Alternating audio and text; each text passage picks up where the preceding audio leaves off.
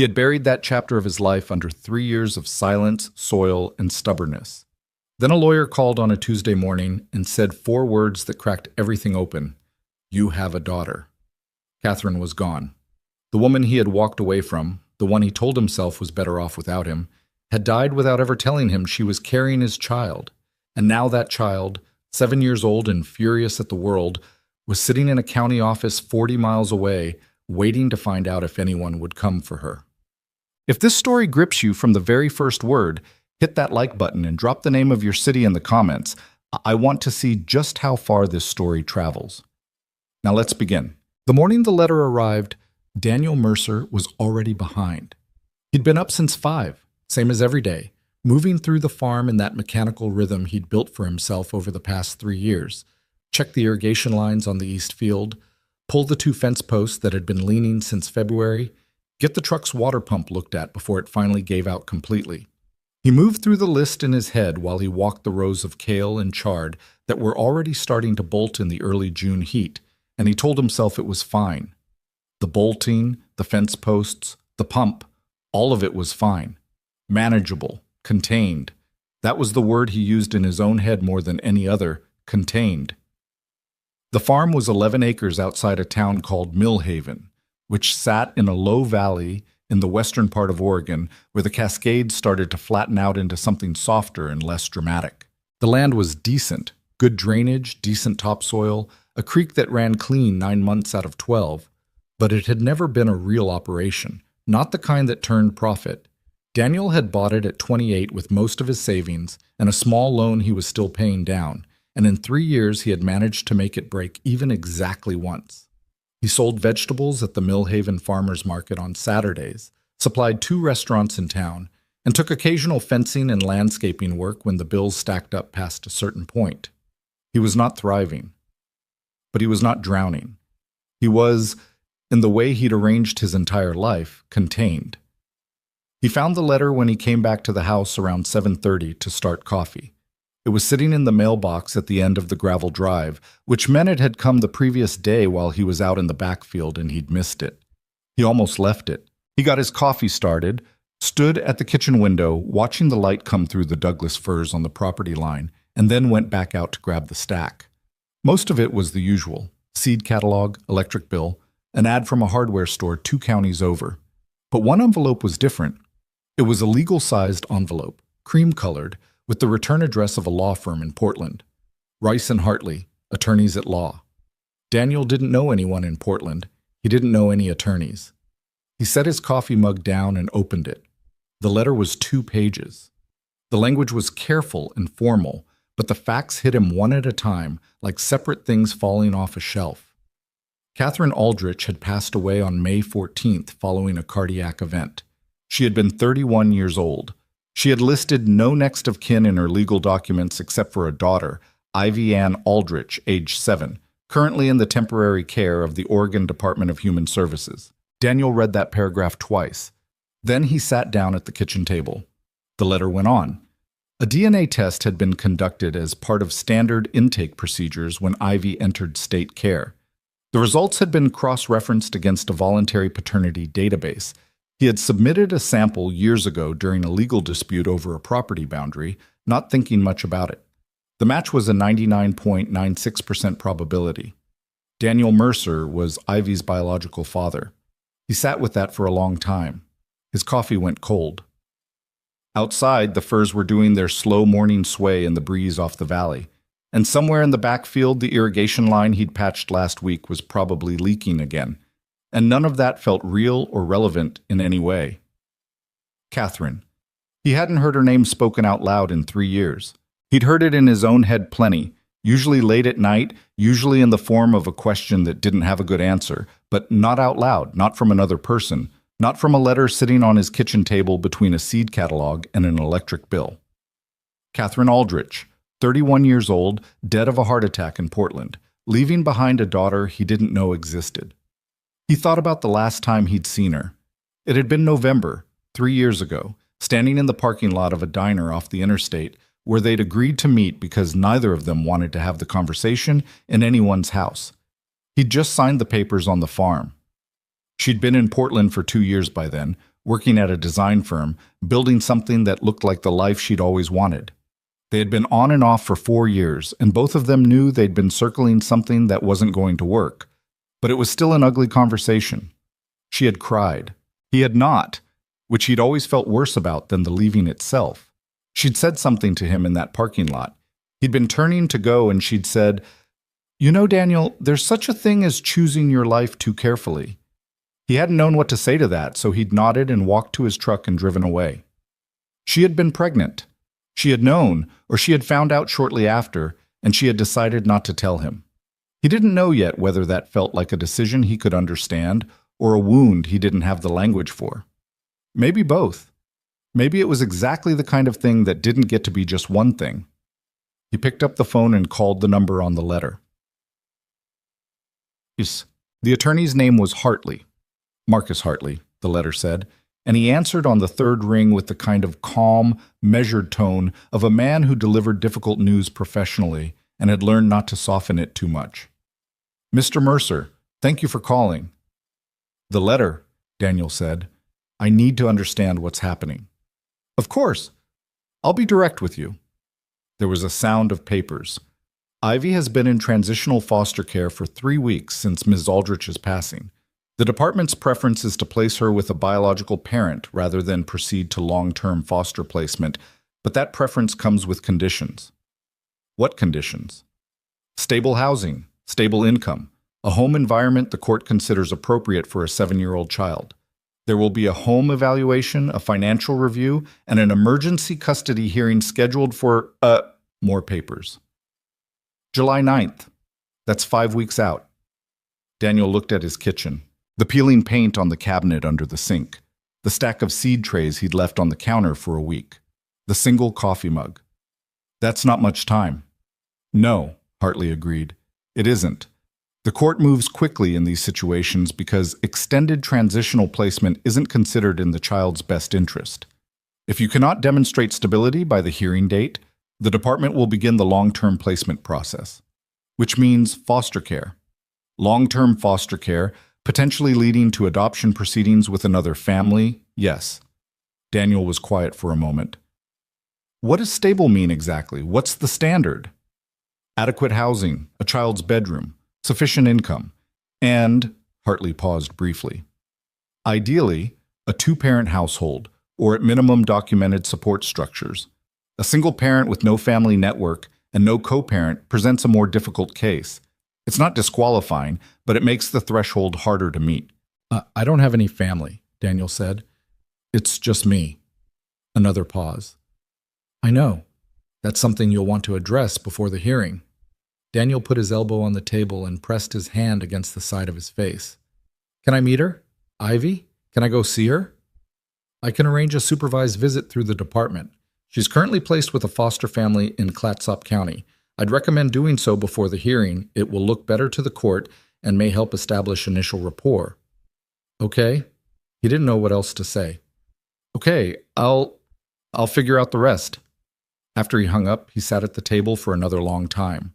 Long enough for the light to shift and the furs to stop swaying and for something to settle in his chest that wasn't quite grief and wasn't quite resolve, but was some uncomfortable combination of both. Then he stood up, put on his work boots, and went back out to the field. Because the irrigation line wasn't going to fix itself, and he didn't know what else to do yet. The next 2 days were bad in a quiet way. Daniel went through the motions: farm work, market prep. 2 hours on the phone with a family attorney in Millhaven named Susan Park, who'd been recommended by the county extension office when he'd asked around carefully. Susan Park was direct and not particularly warm, which he appreciated. "Tell me about your income, Shem," she said at the start of their first phone call. He told her. The market sales, the restaurant accounts, the occasional labor work. The numbers were honest and they were not impressive. Assets? The land, the equipment on it, the truck. Debt? Property loan, mostly paid down, some equipment financing. Single? Yes. Family in the area? No. Support network, friends, neighbors, anyone who could testify to your character and your capacity as a caretaker? He thought about it. There were people in Millhaven who knew him, The market regulars, the guys at the hardware store. Tom Reeves, who ran the equipment rental place and had helped him in a pinch twice. But none of them were close. That had been by design. Not really, he said. There was a pause on Susan Park's end that he recognized as a professional pause, the kind where the other person is sorting their words. Daniel, she said, I want to be honest with you. Your case isn't impossible, but it's difficult. You have a legitimate biological claim and a sincere desire to parent this child, and those matter. But the court evaluator is going to look at your situation and see a single man, limited income, isolated rural property, no family support, no co-parenting structure. They're going to ask themselves whether this child would be better served by a more established household. She's my daughter. I know, and that matters. But the legal standard isn't biology, it's best interest of the child. You need to make the strongest possible case that your home is the best available option for her. What do I need to do? Show stability, show community, show that you have structures in place. If there were a partner or a spouse, there isn't. I understand. I'm telling you what would help. A two-parent household with even modest income is a significantly easier case to make than a single-parent household at your income level. So what? I go find someone to marry in 5 weeks? He'd meant it sarcastically. Susan Park let the silence hang for a moment. I'm not suggesting anything. I'm explaining the legal landscape. What you do with that information is your decision. After he hung up, he stood in the kitchen for a long time. He looked at the single coffee mug. He looked at the peeling paint. He thought about one person, Obchaim. Elara Voss ran a business called Voss Supply, which was the closest thing Millhaven had to a commercial anchor. It wasn't glamorous. They supplied building materials, landscaping inputs, and specialty hardware to contractors and farms across 3 counties. But it was real, and it was solvent, and it had 22 employees. She'd taken it over from her uncle at 26 and spent 4 years building it from something barely functional into something that turned a real profit. She was 30 now. She drove a truck that was newer than anything Daniel owned, wore her dark hair short, and had a reputation in Millhaven for being precise and fair and not particularly easy to get to know.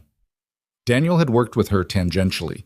Voss Supply was where he got his irrigation equipment and most of his seed inputs, and occasionally he picked up a day or two of fencing work that she subcontracted through a third party. They'd spoken maybe a dozen times in 3 years, always about business. She knew his name. He knew hers. That was approximately the extent of it. He had no idea why she was the person he thought of, except that she was organized and she was stable and she was someone whose judgment he had observed from a distance and found solid. And possibly because she was the only person in his radius who seemed to actually be on top of things in the way that he was not.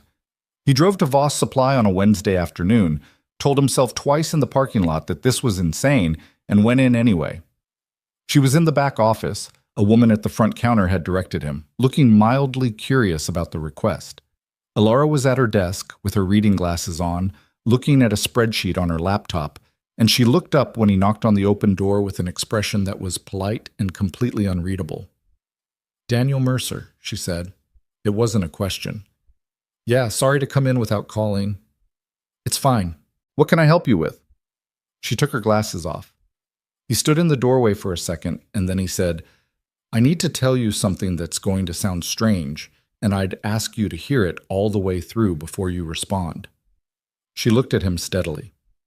"Okay," he told her. He stood in her office doorway and told her about the letter, about Catherine, about Ivy, about the hearing in 5 weeks and the legal standard, and what Susan Park had said. He kept it factual and concise because he was not naturally the kind of person who over-explained, and because he was aware that every word of this was completely absurd and making it longer would not make it less so. When he finished, she was quiet for a moment. Then she said, "You're asking me to marry you." "It's not—" He stopped. "It's a legal arrangement, for the court, to give Ivy the best chance of coming home with me instead of going to a stranger's house." "I understand what you're describing." She stood up from her desk and walked to the window, which looked out onto the supply yard where a forklift was moving pallets around. "What does the arrangement involve specifically?" "We'd file for a marriage license. Oregon has a 10-day waiting period, so if we file this week, we'd be married before the hearing." I'm not asking for anything beyond that. You'd appear at the hearing, possibly at a home evaluation. After custody is established, we can file for dissolution, and that's it. How long would the dissolution process take? Susan Park said 6 months minimum for Oregon, possibly a year. So we'd be legally married for up to a year. Yes. She turned away from the window. Her expression was careful in a way that suggested she was genuinely thinking rather than performing it. Why me, Daniel? Out of everyone in this county? He considered lying. He considered something diplomatic. Because you seem like someone who thinks clearly and does what she says she's going to do. And because I don't know anyone else well enough to ask this. She looked at him for a long moment. He noticed that she hadn't laughed or told him to leave, which he was taking as a mildly encouraging sign. I need to think about it, she said finally. Of course. Give me your number. I'll call you. He wrote it on a piece of paper from her desk pad and left it. He drove home not knowing whether to feel relieved or stupid. He decided to feel neither and went back to the irrigation line. She called at 8:15 that night. He was on the porch with a beer he wasn't particularly enjoying, listening to the creek in the dark, and he picked up on the second ring. I have conditions, she said. If I agree, tell me. This is about the child, nothing else. I'm not interested in being anyone's solution to a loneliness problem or an image problem. This is about making sure a 7-year-old girl ends up somewhere stable. Agreed. Second, I run my business. My schedule is my own. I'm not going to perform domestic availability on demand. If the court needs appearances, I'll be there. Outside of that, I need to live my own life. Understood. Third, she paused. If we actually move into a shared space, if the home evaluation requires it, I need my own room, my own space. No ambiguity about that. Yes. And fourth, another pause, longer this time. The child doesn't get lied to. I don't know exactly how you handle that at her age. Maybe you can't be fully honest yet, but I'm not going to be part of a story she finds out later is completely constructed. If there's a way to be honest with her at some point, we find it. Daniel leaned forward in his chair. He hadn't expected that one. I agree with that. Okay. She was quiet for a second. One more question. Go ahead. You have any reason to think this ends badly for the child? Any risk I should know about? No, I'm not perfect, and I've never been a father, and I don't know what I'm doing, but I'm trying to make sure my daughter doesn't grow up in the system. That's the whole thing. Elara breathed out slowly. Okay, she said again. File the paperwork. I'll be there. No, I'm not. The supervised visit was on a Saturday morning at a county family services building in a small town called Warrenton, 43 miles from Millhaven. Daniel drove out alone. The visit was just him, the social worker, and Ivy. And he spent the 43 miles not thinking about what he was going to say because every version he'd rehearsed sounded wrong. The building was a one-story beige structure with a parking lot and a small play yard visible around the side. He checked in at the front desk and was shown to a waiting room with plastic chairs and a table with a puzzle on it. He sat down and waited. He'd been told a little about Ivy beforehand, 7 years old, 2nd grade. She'd been in her current foster placement for 3 weeks and was described by the department caseworker, a woman named Monica Feltz, as adjusting. Monica Feltz had the kind of careful language that didn't tell you much but implied quite a bit. The door opened. Monica Feltz came in first. She was a woman in her mid-40s with tired eyes and a genuine manner, which Daniel had noticed immediately when they'd spoken on the phone. Behind her was a small person in jeans and a green jacket, holding a backpack by one strap, looking directly at the floor. Daniel stood up. The girl, Ivy, looked up at him.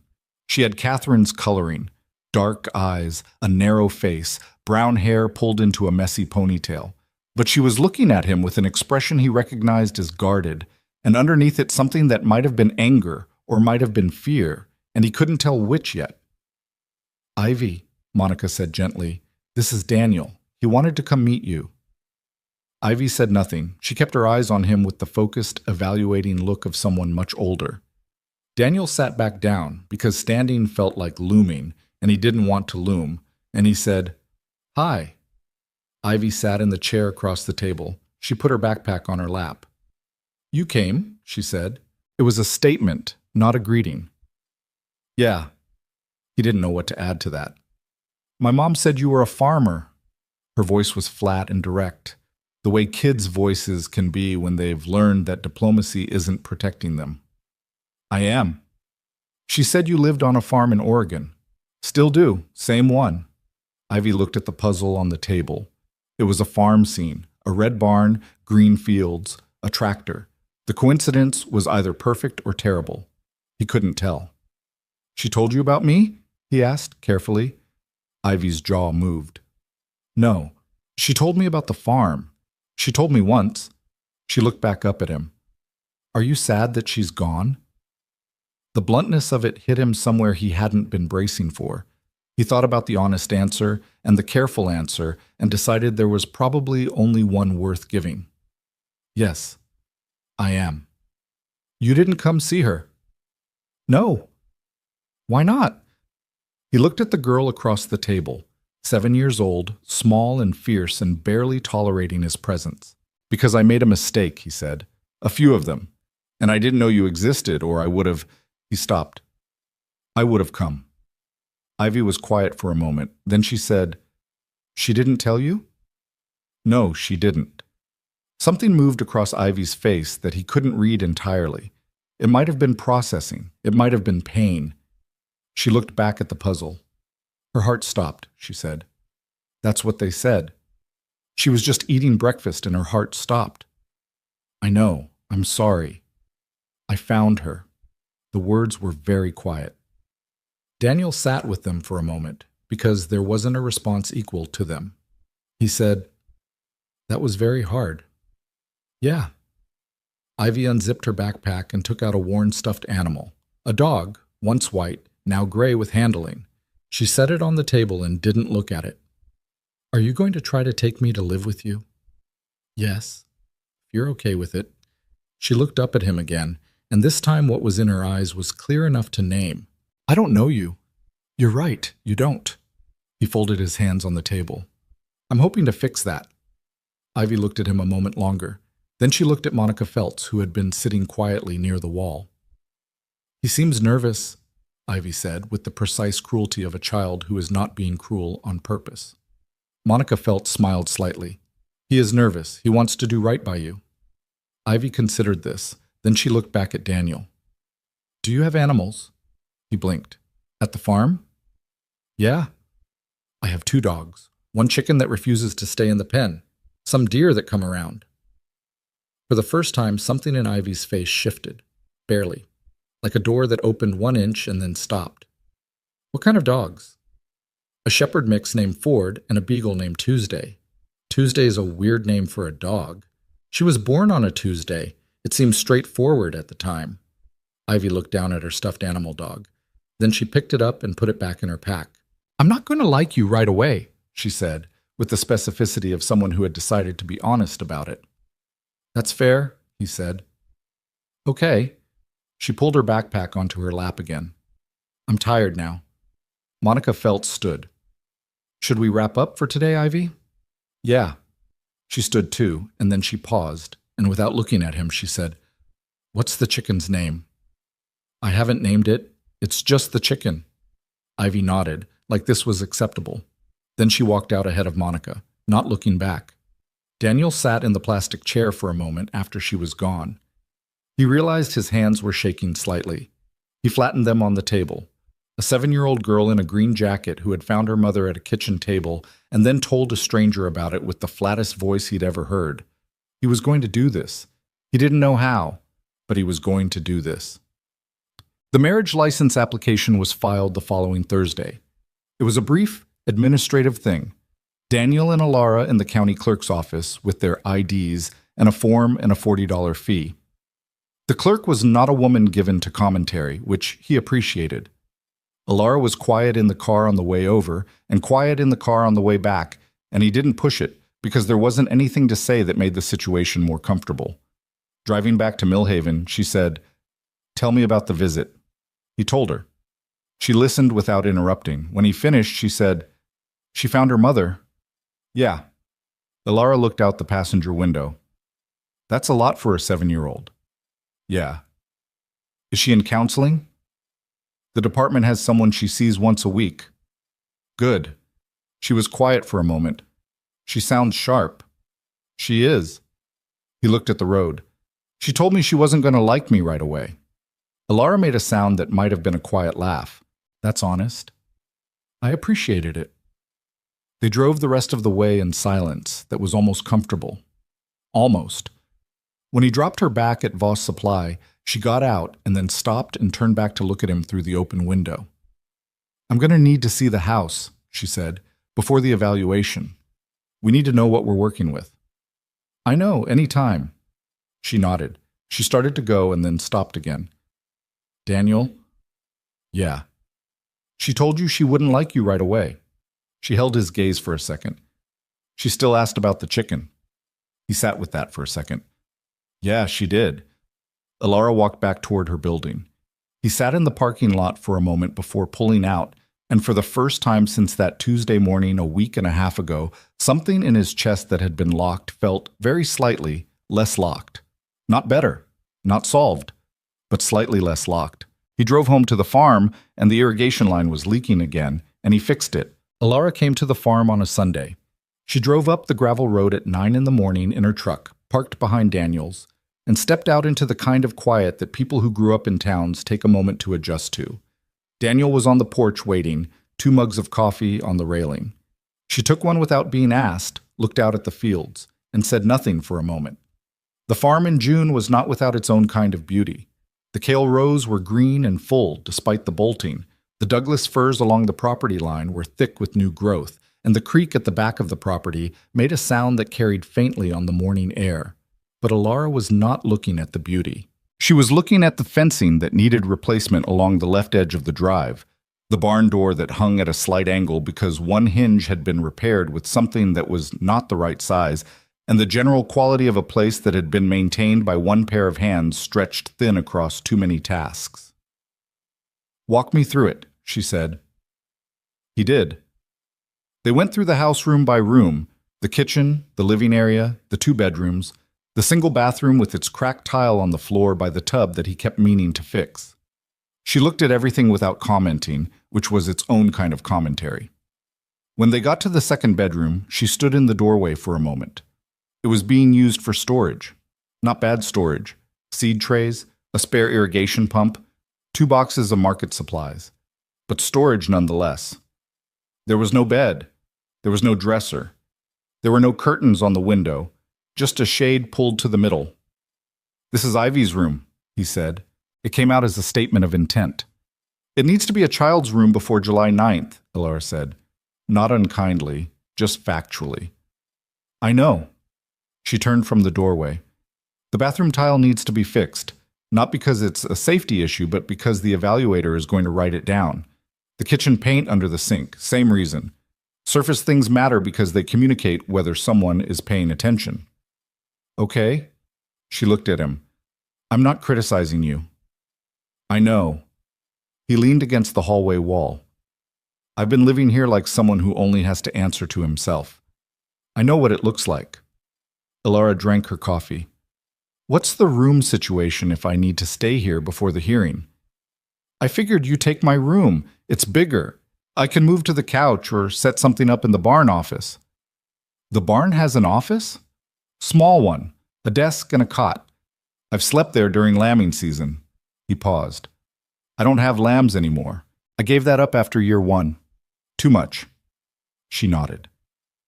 There was a brief silence, and then she walked back to the living room and stood at the window that looked toward the creek. The evaluator is going to ask how we met. They'll ask how long we've known each other. They'll ask about the timeline. I know. We need a version of the truth that's honest about what this is without handing them a reason to discount it. He crossed his arms. What do you mean by a version of the truth? I mean we don't lie. But we also don't walk in there and say we got legally married 3 weeks ago, specifically for this hearing. She turned from the window. We say we've known each other for 3 years. That's true. We say we reconnected after he received the news about Ivy, and the relationship developed quickly because the situation demanded clarity. That's also true. Daniel looked at her for a moment. You've thought about this. I've been thinking about it since Wednesday. She set her mug on the windowsill. I don't do things halfway, Daniel. If I'm going to do this, I need to know we have a story that holds up because it's real, not because it's rehearsed. He uncrossed his arms. What do you need from me to feel like it holds up? Tell me things about yourself that I don't know, not for performance, because the evaluator is going to ask me questions, and the most convincing answer is a real one. She looked at him levelly. You can do the same with me. It was a practical request, and they both knew it. But there was something in it that was also something else. An acknowledgement that two people who had exchanged maybe 30 sentences over 3 years were about to stand in a courtroom and tell a judge that they were family. Okay, he said. They sat at the kitchen table for an hour and a half. He told her about growing up in Central Oregon with a father who ran a ranch and a mother who'd left when he was 9 and a brother he hadn't spoken to in 4 years over something that had started as a land dispute and finished as a reflection of everything that had always been wrong between them. He told her about working ranches through his 20s, the 3 years of agricultural school that he'd finished in 2, the decision to buy his own land that had felt like the most right thing he'd ever done and the most isolating. She told him that she'd grown up in Mill Haven, that her parents had sold the supply business to her uncle when she was 12 because her father's health had deteriorated, and that she'd watched her uncle run it adequately into the ground for 14 years before he'd handed it to her out of what she could only describe as exhausted practicality. She told him she'd been in a serious relationship until she was 27 with a man who had been fundamentally uncomfortable with how much of herself she put into the business, and the relationship had ended badly, and she had reorganized her life afterward with a deliberateness that she was aware looked like walls from the outside. "It is walls," she said, without apparent self-pity.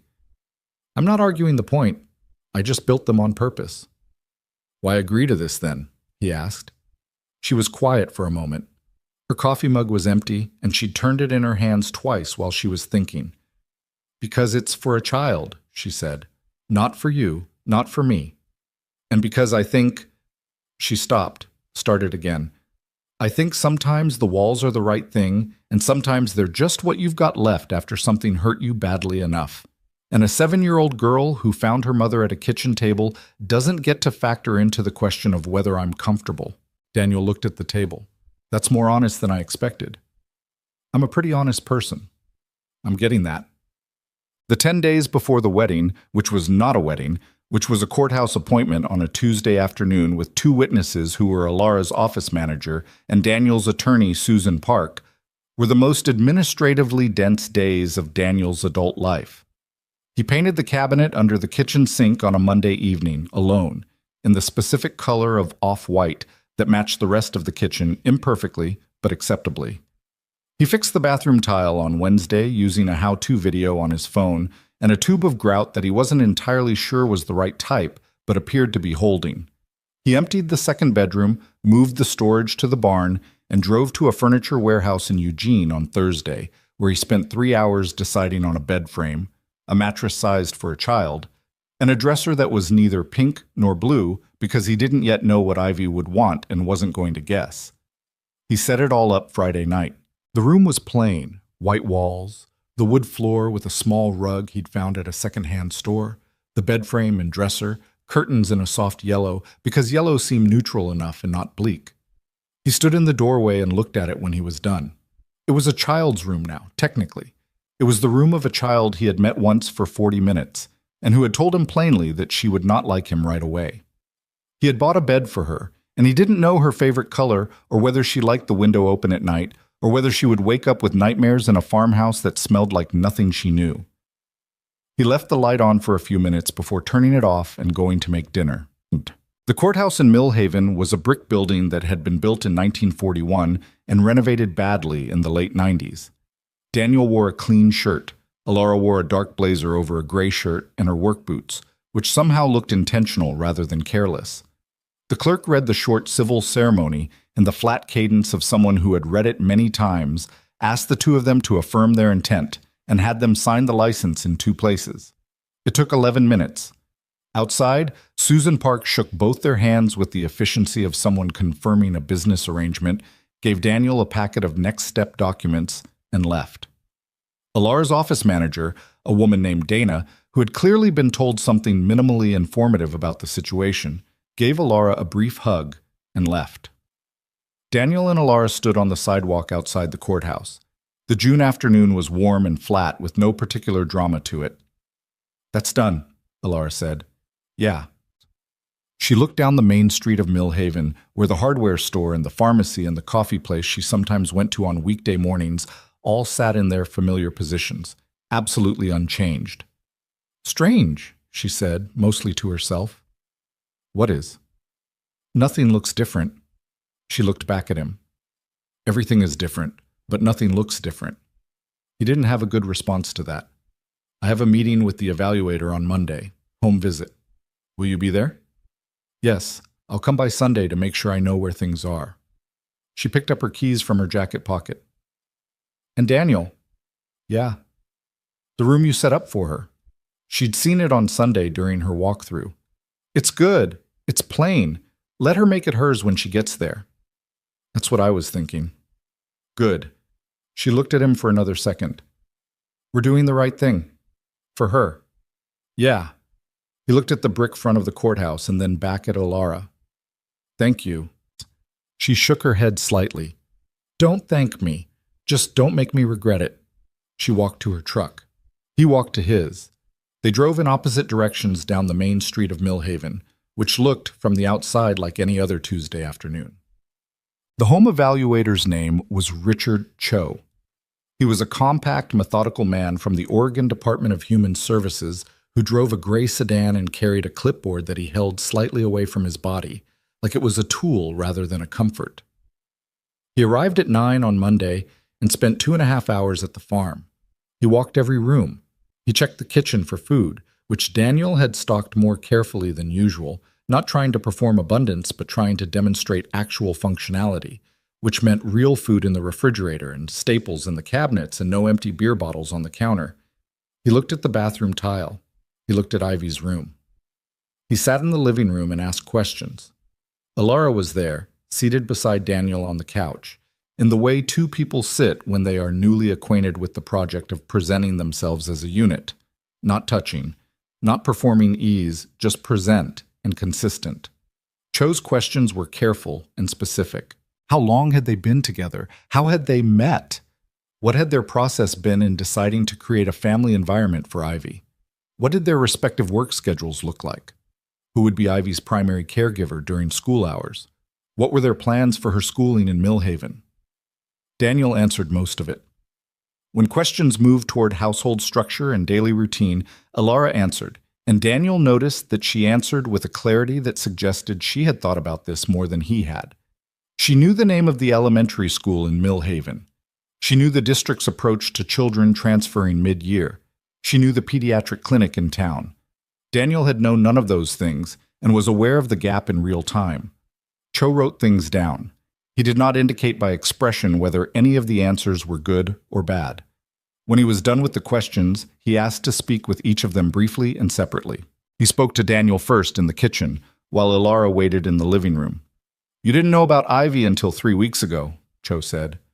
It wasn't phrased as a question. "No." "How are you processing that?" Daniel looked at him. "I'm not sure I've fully processed it yet. I know she's mine. I know she needs somewhere to land. I know the processing is less important right now than the action." Cho wrote something. "Have you had any parenting experience? Nieces, nephews, younger siblings?" "No, I have a brother I'm estranged from. No children in my life before this." "What makes you believe you can provide what she needs?" It was the most direct question, and Daniel appreciated that it was asked directly. "I don't know that I can," he said. "I know I'm going to try. I know I'm going to be there every day and that I'm not going anywhere. That's not a small thing for a child who just lost her mother." Cho looked at him for a moment. "No," he said. "It isn't."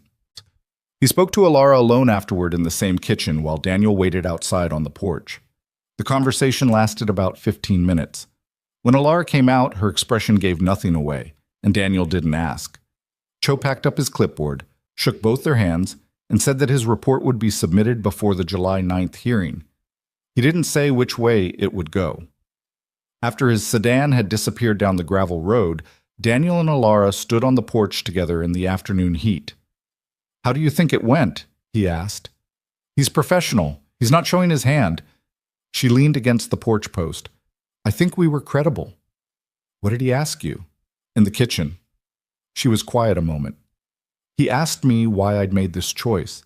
Marrying someone quickly, taking on a child that wasn't mine, in the middle of running a business." She looked at the fields. "He asked what was in it for me." Daniel looked at her. "What did you say?" "I said there are things you do because they're right for a child, not because they're convenient for you." She paused. He seemed to find that satisfactory. "Was it true?" She turned her head to look at him, and for a moment there was something in her expression that he couldn't categorize. Not warmth exactly, not distance either. Something that lived between those two things. "Yes," she said. It was true. They stood there a while longer. Ford, the shepherd mix, had come to sit near Daniel's boots, which the dog did sometimes for no discernible reason. The afternoon moved its light across the fields in the way it did in June in this part of Oregon, slow and golden and without particular hurry. "I have to get back to the office," Alara said eventually. "I know. Thank you for being here." She nodded once, walked to her truck, and drove down the road.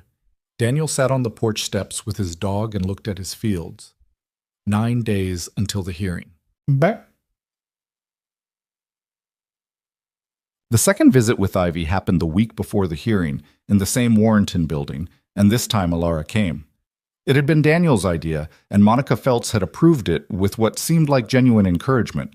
Alara had agreed without hesitation, though on the drive over she'd been quieter than usual, and when Daniel glanced at her, she was watching the road with the contained expression she wore when she was working through something.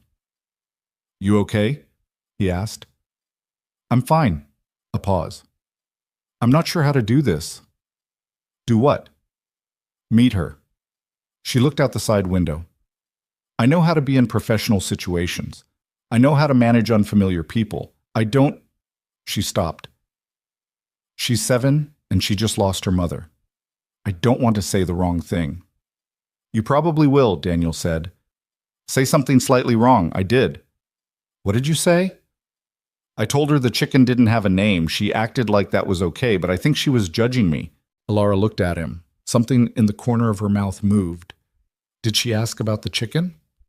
As her last question before leaving, "Yeah." The something in her mouth became a real, brief smile, and it changed her face in a way that surprised him. Not because it made her more or less anything, but because it was so unguarded. She turned back to the window before he could look at it too long. In the visiting room, Ivy came in looking at the floor again. Same green jacket, same backpack. She looked up and saw Alara. She looked at Daniel. "Who is she?" "Her name is Alara.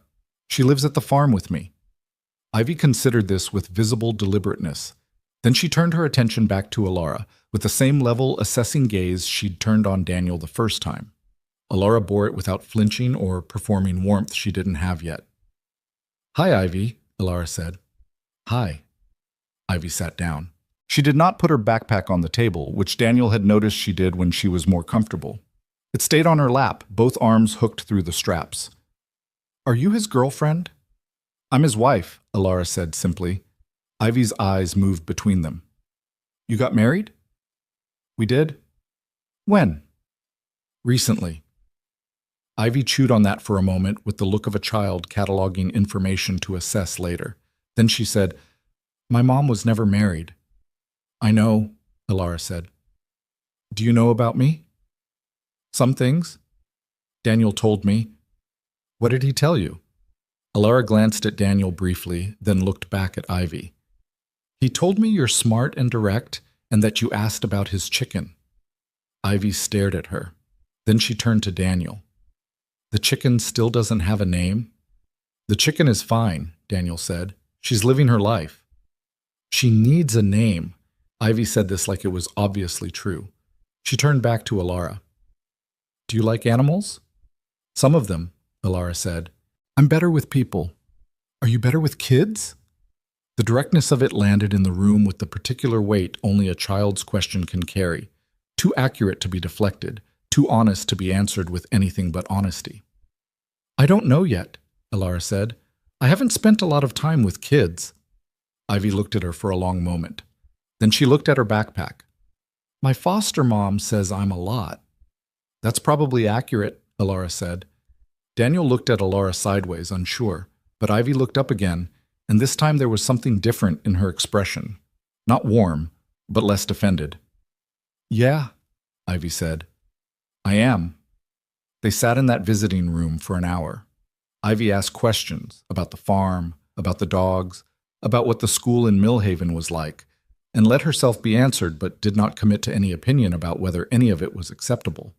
She was a child conducting a very careful interview, and all three of them knew it. When she asked Daniel whether he was going to make her eat vegetables, he told her he grew them for a living, so probably yes.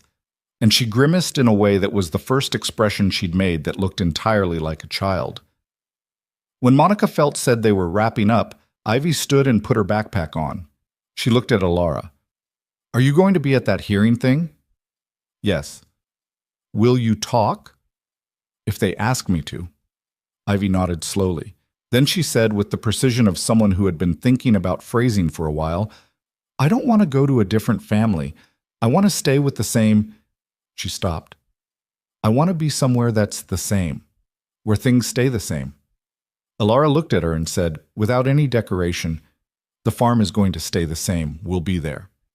Ivy looked at her for one more moment. Then she walked out without looking back, same as the first time. On the drive back to Millhaven, neither Daniel nor Alara spoke for a while. The highway cut through the valley in long, straight runs between the hills, and the afternoon light was going gold and lateral. After 20 minutes, Alara said, She's remarkable. Daniel kept his eyes on the road. Yeah, she is. She's terrified and she's trying not to show it. I know. Alara was quiet another moment. When she spoke again, her voice was slightly different. Not soft exactly, but less managed. She said she wants things to stay the same. She looked at the highway. She's never had things stay the same. Daniel thought about the kitchen table in Portland where a 7-year-old had found something that couldn't be undone. He thought about a green jacket and a backpack held by both straps. No, he said. She hasn't. They drove the rest of the way home, and the light went orange and then soft gray. And when they pulled into the farm's gravel drive, the dogs came running from the barn in their usual way, and Ford put his paws on the truck door the moment Daniel opened it, which was something Alara watched with the expression of someone filing things away. The hearing's in 9 days, she said, getting out. 8, he said. 9 if you count today. She looked at the house. I'll come the night before. Set up properly. Okay. She looked at him one more time, with that same expression that lived between warmth and distance. She asked if I'd talk at the hearing, she said, like she was checking if someone would be in her corner. You will be. Alara nodded. She got in her truck and backed down the drive, and Daniel stood in the dark with his dogs and the smell of the fields and the creek running somewhere out of sight. 8 days. The night before the hearing, Alara arrived at the farm with a single bag and a box of groceries. Daniel didn't ask about the groceries. She put them on the counter and started making something that turned out to be a real dinner. Pasta with vegetables from his own garden, which she'd picked herself from the rows outside the kitchen window with the focused efficiency of someone who had decided that cooking was the most useful thing she could do with her hands right now. He sat at the table and watched her navigate his kitchen, which she did without asking where things were, just opening drawers until she found them. You don't have to cook, he said. I know. She found the colander on the second try. Eat something. Tomorrow's going to be long. They ate at the kitchen table in the quiet that had become, over the past 3 weeks, something closer to comfortable than either of them had expected. The dogs were outside. The creek was doing its low evening sound. Alara ate with the same directness she brought to everything, and Daniel thought that this was one of the stranger situations he had been in, which was saying something given the last month of his life. Are you nervous? He asked. She considered the question without performing an answer. A little, not about the hearing itself, about... She pushed a piece of zucchini around her plate. About whether we've done enough. Whether I've done enough. You did everything. I know what I did. I'm asking whether it's sufficient. He didn't have a better answer than the honest one. I don't know either. I think it is. I think Cho's report is going to be reasonable.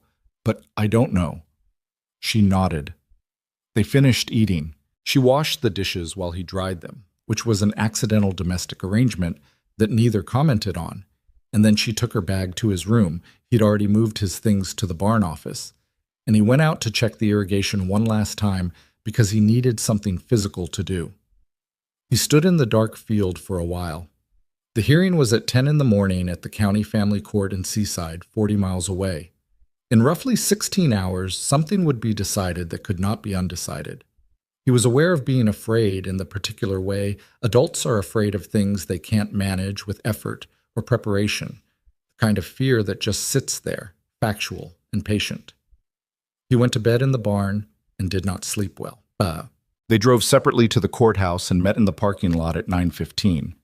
Alara was wearing the same dark blazer from the courthouse visit, different shirt. Daniel had put on the one good collared shirt he owned and his least worn boots, and he was aware that he looked like a farmer who had put on a good shirt, which was accurate. Susan Park met them at the entrance. She reviewed the morning's order with them in the clipped, functional way she did everything. Richard Cho would present his home evaluation summary. Susan would present Daniel's financial and personal documentation. The judge would ask questions, and both Daniel and Alara could be asked to speak. Ivy would be brought in separately, and the guardian ad litem, a woman named Deanna Marsh, assigned to represent specifically Ivy's interests, would present her assessment. "What's Marsh's read?" Daniel asked. Susan looked at him with the expression of someone who had learned not to predict things out loud. "She does her job thoroughly, that's all I'll say." They went in. The courtroom was smaller than Daniel had imagined, more like a conference room with formal furniture, wood paneling on one wall, fluorescent lighting that made everyone look slightly worse than they were. The judge was a woman named Honorable Patricia Klein, 60s, with reading glasses on a chain and the unhurried manner of someone who had presided over enough of these to know that rushing them didn't help anyone. Richard Cho presented first. His report was 8 pages, and he summarized it in about 6 minutes. The farm was adequate. His word, adequate, which Daniel took as a cautious positive. The bedroom prepared for the child demonstrated forethought. The income was limited but stable and supplemented by a working spouse. He noted that the marriage was recent but characterized the relationship as having a prior history in the community, which was a careful but fair reading of what Daniel and Alara had told him. The word that made Daniel's chest tighten: adequate. Not excellent, not ideal. Adequate. Susan presented the documentation, the financials, Daniel's background check, the land deed, the letters of character from Tom Reeves at the equipment rental, and the 2 restaurant owners he supplied. 3 letters total. He'd asked for 3 and gotten 3. And he was aware as Susan read the names aloud that 3 was not a lot. Then Deanna Marsh, the guardian ad litem, spoke.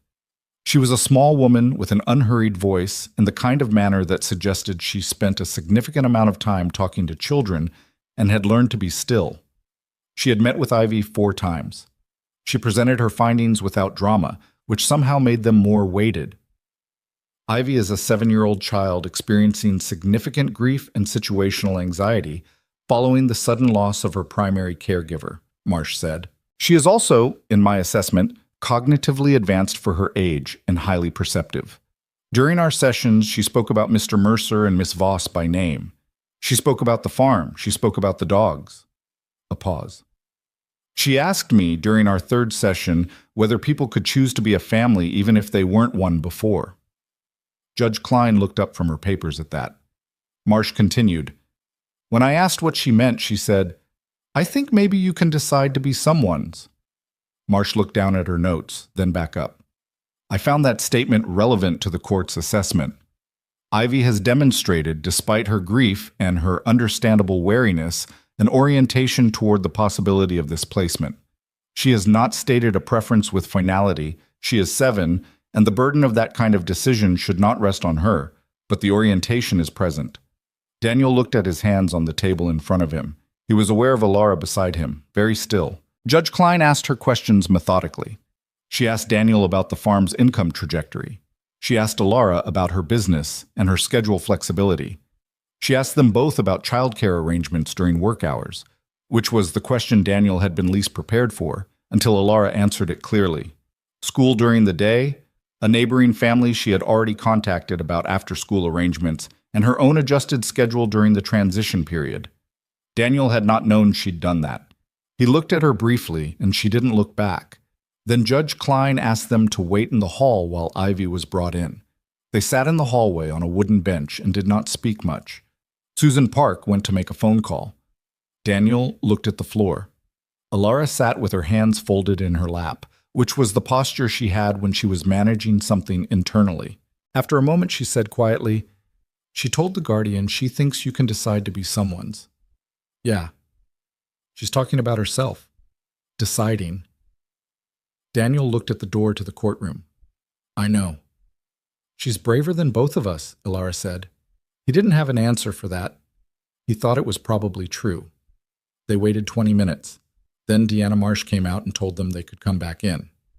Ivy was sitting in a chair to the left of the judge's bench, in the section of the room that had been arranged for the child's portion of the proceeding, slightly apart, lower stakes in its positioning, a table with a box of colored pencils on it that was probably there for every child who sat in that chair.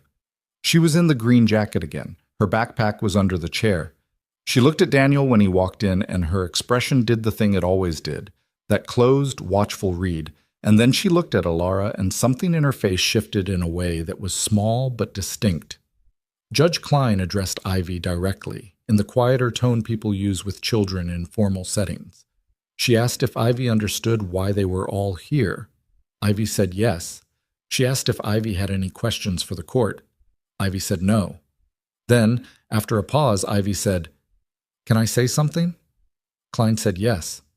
Ivy looked at the table in front of her, then looked up. She was addressing the judge, but her eyes moved to Daniel in a way that was not quite an accident.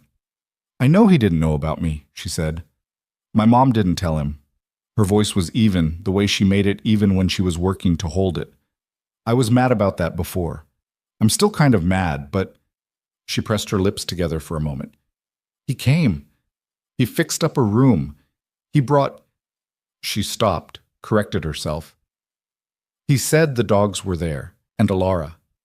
She said Alara's name without looking at Alara, like it was a piece of information rather than a personal thing. "I don't want another family," Ivy said. "I want to try this one." The courtroom was very quiet. Judge Klein wrote something down. She looked at Ivy over her reading glasses for a moment. "Thank you, Ivy. That was very clear." Ivy looked back down at the table. She picked up a blue-colored pencil and put it down again without drawing anything. The gesture was so purely a child's gesture, nervous hands reaching for something familiar, that Daniel had to look away for a second. He looked at the wall. He breathed. He looked back. After Ivy was escorted out by Monica Feltz, Judge Klein returned to her notes. She spoke for several minutes. The language was procedural and layered, the kind of language that was designed to be precise and that Daniel could follow about 60% of. What he understood was the shape of it: provisional custody, pending a 60-day review, with the full custody hearing to be scheduled at the end of that period, assuming the placement proceeded without significant concerns. What that meant, practically, was that Ivy was coming home with them. Susan Park said, "Your Honor, when Ms. Feltz will coordinate the transfer timeline with the current foster placement, typically 48 to 72 hours. The judge looked up at Daniel. "Mr. Mercer." "Yes, Your Honor."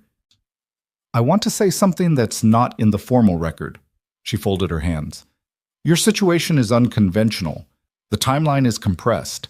I've seen unconventional situations work and I've seen them fail, and the difference is rarely the circumstances and almost always the people." She looked at him steadily. "Don't fail her." "I won't," he said. It came out with more certainty than he felt, but it also came out as the only true thing he could say. In the parking lot afterwards, Susan Park gave them the next steps in summary form and left. Daniel stood beside his truck. Alara stood beside hers. The seaside courthouse was near enough to the coast that you could smell the ocean if the wind was right, and the wind was right that morning, salt and cold and clean. Alara said, 48 to 72 hours. "Yeah." She looked at him. "Are you ready?" "No," he said. Then, "But I'm doing it anyway." Something in her expression moved. Not quite a smile, but the thing adjacent to it that was sometimes more real. That's the right answer. He looked at her for a moment. What she said in there, about deciding to be someone's, Ilara was quiet. She asked you if you'd talk, he said, at the hearing, like she was checking. I know. She was checking if you were going to be there. Ilara looked at the ocean-smelling air for a moment. When she looked back at him, there was something unguarded in her face that hadn't been there before. Not wide open, not even close, but the door was cracked further than usual. I know, she said again, softer. They drove back to Millhaven in separate trucks on the same highway, and Daniel spent most of the 40 miles not thinking about the legal proceeding or the 60-day review or any of the procedural machinery that was now in motion. He thought about a 7-year-old girl in a green jacket who had picked up a blue-colored pencil and put it down, who had sat in a formal chair in a formal room and said, I want to try this one, with the voice she used when she was working to keep it even. He thought about what it cost her to say that. 7 years old and already understanding that wanting something left you exposed. When he got back to the farm, he stood in the driveway for a while. Then he went inside and stood in the doorway of the yellow-curtained room with the plain furniture, and he looked at it. In 48 to 72 hours, it would stop being an empty room. He walked to the barn and found a piece of wood he'd been intending to use for a fence repair. He brought it to the workbench. He didn't know what he was making yet, but his hands needed to do something, and the wood was there. Monica Feltz called on Thursday morning. Ivy's transfer was set for Saturday at noon. He told Ilara. She said she'd be there. On Friday evening, with the light going long and gold across the fields, Ilara came over and they sat on the porch after dinner, and she asked him something she hadn't asked before. What was she like? Catherine. He looked at the furs. The question didn't feel like trespass. It felt like the natural thing to ask when you were about to help raise someone's child. Smart, he said. Impatient. She had very clear opinions about what she wanted, and she went after them. She was better at leaving things behind than I was. He paused. She had this laugh that came out like it surprised her, like something was funnier than she expected it to be. Ilara was quiet for a moment. Ivy has that, she said. He turned to look at her. Has what? That expression, like something caught her off guard and she's not sure whether to show it. She looked at her coffee mug. I noticed it in the visiting room the second time, when I said she was probably a lot. He thought about it. Yeah, she does. They sat with that for a moment. The evening was doing its slow Oregon business of cooling and going soft, and Ford was lying at the bottom of the porch steps with his chin on his paws, and Tuesday the beagle was somewhere in the field doing whatever she did out there in the early dark. Can I ask you something? Daniel said. Go ahead. What you told Cho, that you were doing it because it was right for a child. He turned his mug in his hands. Was that the whole thing? Just that? Ilara looked at the fields for a long time. When she answered, her voice was careful, not guarded. There was a difference. No, she said. Not entirely. He waited. I've spent 4 years making my life very organized, she said. Very controlled. I'm good at it. I've gotten good at only taking on things I can manage and setting down things that create too much. She paused. Exposure. She turned the mug in her own hands, mirroring his gesture without seeming to notice. When you came to my office and told me what you needed, my first reaction was no. Obviously no. This is not your problem. This is not a thing you insert yourself into. But then I thought about a 7-year-old in a county placement. She shook her head slightly. I couldn't make myself not think about it, and that was... She stopped. Inconvenient, he offered. The corner of her mouth moved. Very. He looked at her for a moment. The porch light was on now against the dark, and in its particular quality of light, she looked less managed than usual. A little tired, a little unfinished in the way real people look at the end of real days. I'm glad you said yes, he said. She looked at him. Don't make it sentimental. I'm not being sentimental. I'm being factual. She held his gaze for a second and then looked back at the fields. Ask me again in a year, she said. But she didn't say it like it was a deflection. She said it like it was a real thing she intended to answer. Saturday came with the particular quality of Saturdays that contained something irreversible, a slow morning that felt ordinary while being entirely not. Daniel was up at 5, same as always. He did the irrigation check. He fed the dogs. He stood in Ivy's room for a few minutes without touching anything, looking at the yellow curtains and the plain wood furniture and the small thing he'd made at the workbench, a wooden figure of a dog, rough-edged and simple, which he'd left on the dresser without deciding entirely why. It wasn't fine craftsmanship. It was just a shape he'd made with his hands in the hours before he could sleep. Alara arrived at 10, 3 hours early. She didn't explain the early arrival, and he didn't ask. She put her bag in his room again and came to the kitchen and made coffee without asking, and they sat at the table and talked about nothing in particular. A supply issue she was dealing with at work, the irrigation line that kept threatening to fail, whether the kale was too far gone to save for fall market. Normal things, ordinary things, the kind of talk that fills the space before something happens. At 11:30 he got in the truck. Alara got in the passenger side without being asked. They drove the 40 miles to the county office in Warrenton. Monica Feltz was there, and the Foster family, a quiet couple named the Adlers, who had been kind to Ivy and who said their goodbyes to her with a warmth that made it clear they'd tried. Ivy stood in the parking lot of the county office with her backpack and a second bag, new, a blue duffel that the Adlers had bought her, and she watched the adults do their adult business of signing forms and exchanging information. When it was done, Monica Feltz crouched down to Ivy's level and said something quiet. Ivy listened.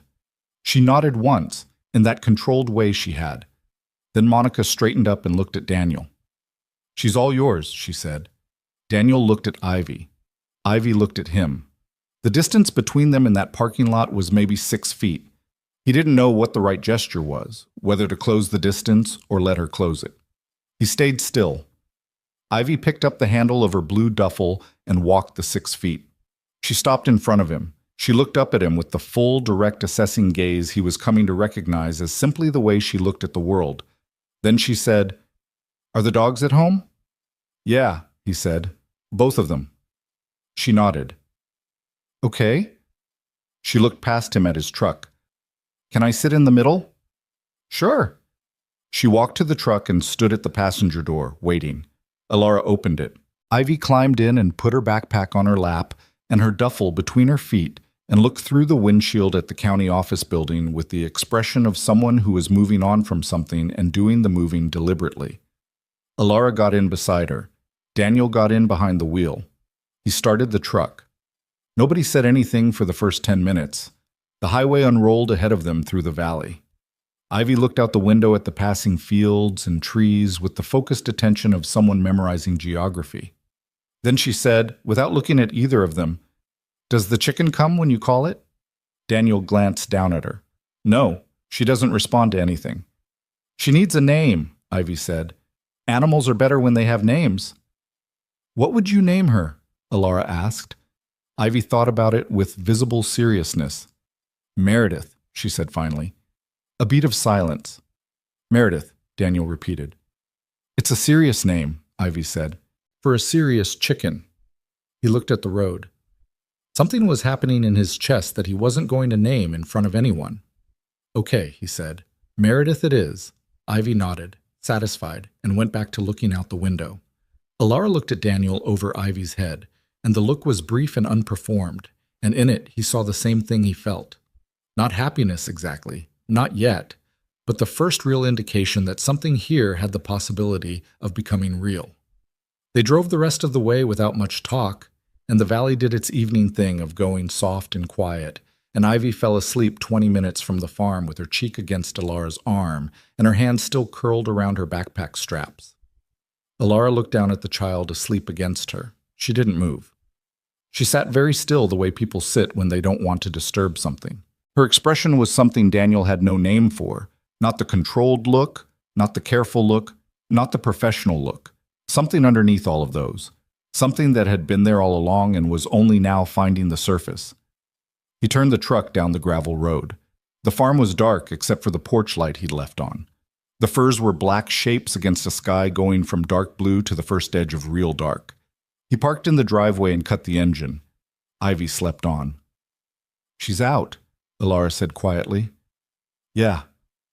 He got out of the truck carefully and came around to the passenger side and opened the door, and Ivy stirred but didn't wake, and he picked her up, her and her backpack, which she'd managed to keep hold of even in sleep. And she was heavier than he'd expected, the solid weight of a 7-year-old, and he walked her up the porch steps and through the front door and down the hall to the yellow-curtained room. He put her down on the bed. She turned on her side without waking, pulling her backpack close like it was something she'd learned to keep close. He stood there for a moment. The porch light from outside came faintly through the yellow curtains and laid a pale stripe across the floor. The wooden dog figure sat on the dresser where he'd left it. The room smelled like new furniture and the cedar of the farm and the faint salt air that came up from the coast sometimes on the right kind of wind. He pulled the blanket over her. He stood there another moment longer than he needed to. Then he turned off the lamp and walked back down the hall, and Alara was in the kitchen making tea. Neither of them had asked for, and Ford was in his usual spot by the door, and outside the creek was running somewhere in the dark, steady and indifferent and continuous. "She's asleep," Daniel said. "Good." Alara set 2 mugs on the counter. He sat down at the table. He put his hands flat on the wood surface and looked at them. The farmer's hands, the wrong-size hinge hands, the hands that had put together a plain room in a farmhouse for a daughter he hadn't known existed 8 weeks ago. "Hey," he said. Alara looked at him. "Thank you," he said. "For all of it." She looked at him for a long moment. She didn't tell him not to be sentimental this time. She just nodded once, the way she nodded when something was true and sufficient and didn't need to be made into more than it was. She pushed one of the mugs toward him. He picked it up. Outside, the night was full and quiet, and somewhere down the hall his daughter was sleeping in a room that smelled like cedar and yellow curtains and the beginning of something that didn't have a name yet. The first week was hard in ways Daniel hadn't anticipated and easy in ways he hadn't expected either. The hard parts were the mornings. Ivy woke up early, earlier than Daniel, which he hadn't thought possible, and the first 3 mornings he found her already sitting at the kitchen table when he came in from the barn, fully dressed, backpack on, like she was waiting for a bus or a verdict. She didn't say much those mornings. She ate whatever was put in front of her with the mechanical compliance of a child who had learned to accept what was offered without indicating preference. He made eggs the first morning. She ate them. He made oatmeal the second. She ate that too. He asked, on the 3rd morning, what she actually wanted for breakfast, and she looked at him like the question was slightly suspicious. "I don't know," she said. "What did you eat at home? Before?" She looked at the table. Cereal, the kind with the colored pieces. He drove to the grocery store that afternoon and came back with 3 different boxes. He put them on the counter, and she looked at them for a moment and then chose the one with the most colors without comment, but she took the box to the table and read the back of it while she ate, which was something, the first small private habit he'd observed. The easy parts were the animals. Ford took to Ivy immediately, the way dogs do with children who need them, with a calm, undemanding presence that didn't ask anything back. Ivy let the shepherd mix follow her around the property on the 2nd day, and by the 3rd day she was talking to him in the low, continuous way children talk to animals, telling him things that she clearly wasn't ready to tell people. Daniel kept his distance during these walks. He could see her from the field, a small figure in the green jacket with a gray dog at her heels, moving along the creek bank and talking to Ford about things he couldn't hear and wasn't trying to. Tuesday, the beagle was less immediately lovable. She barked, she stole things. She had once eaten an entire work glove and shown no remorse. But she was also intermittently hilarious, and on the 4th day she stole one of Ivy's socks from the laundry basket and paraded around the kitchen with it, and Ivy laughed. It was brief and surprised, almost swallowed before it fully arrived. But it was there. Daniel was at the counter with his back to her, and he did not turn around because he understood instinctively that turning around would make it self-conscious and small. He let it exist in the room without framing it. Meredith the chicken remained fully indifferent to everyone. Alara came every evening that first week. She didn't announce it as a plan. She simply appeared around 6, usually with something from the grocery store or the bakery in town. And she sat at the table while Daniel cooked or helped cook, and she talked to Ivy with the same matter-of-fact directness she used with everyone. She didn't try to soften herself for Ivy. She didn't perform warmth she didn't have yet. She asked Ivy real questions. What did she think of Millhaven Elementary, which she'd toured on Wednesday? Had she looked at what was in the boxes in the barn? What was her opinion of the creek, which Ivy had declared too cold for wading but possibly acceptable for looking at? Ivy answered Alara's questions more fully than she answered Daniel's. He noticed this without letting it become a thing. It made sense. Alara wasn't carrying the weight of being her father, wasn't the person connected to all the complicated feelings about Catherine and abandonment in the years before. With Alara, Ivy didn't have to manage anything except the conversation itself. He was glad for it. He was also, some nights when he lay on the cot in the barn office with the creek audible through the small window, aware of something uncomfortable sitting alongside the gladness. Not jealousy exactly. More like the recognition of a gap between what he was supposed to be and what he currently was, that patience alone was not going to close. On Thursday of that first week, after Ivy had gone to bed, he and Alara sat on the porch and he said, "She talks to you." Alara looked at him. "She talks to you too." "Not the same way." Alara was quiet for a moment. "No, not the same way." She looked at the dark fields. "I'm not carrying the thing you're carrying. She knows it." "I know why it is. I'm not complaining about it." "You're allowed to find it hard." He turned his mug in his hands. "I keep thinking, what did 3 years look like from her side? She's 7. 3 years is almost half her life. I wasn't there for half her life." He stopped.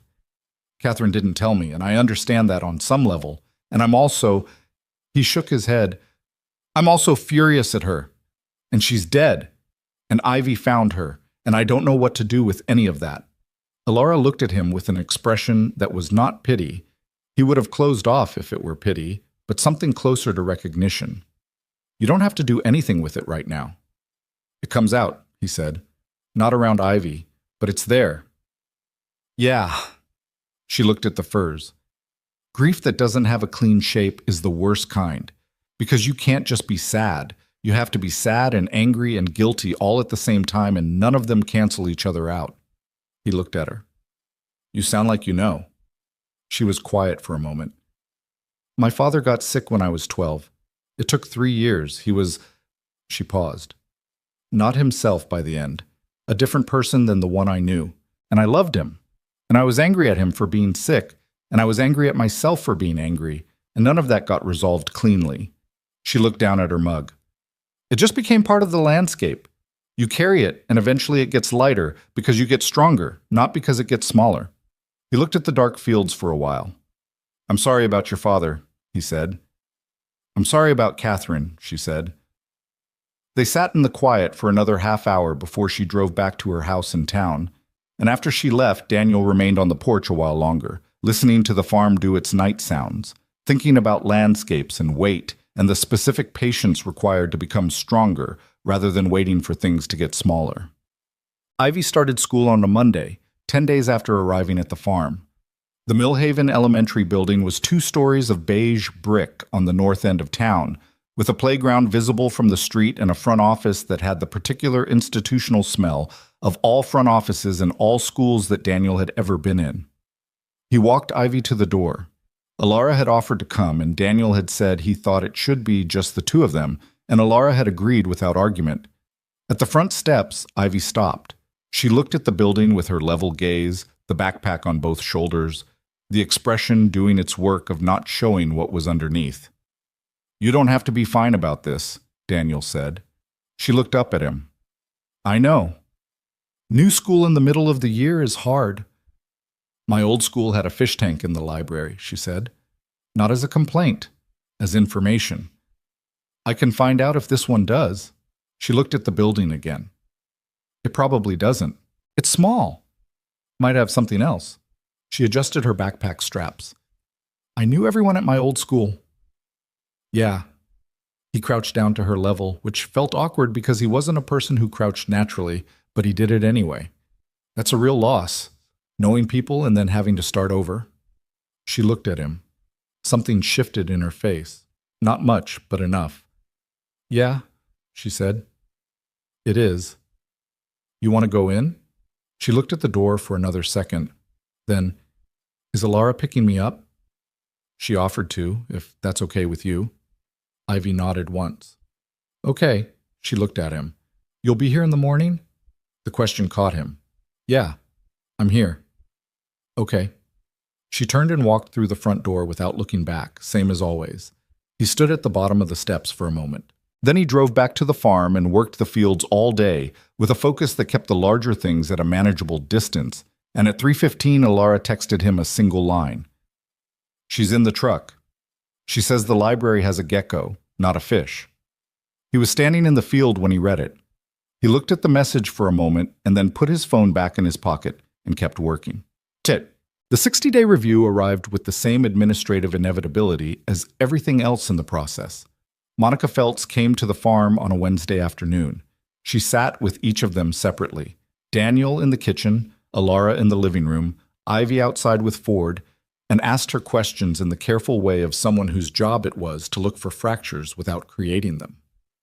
When Monica sat down with Ivy on the porch steps, Daniel watched from the barn doorway without being obvious about it.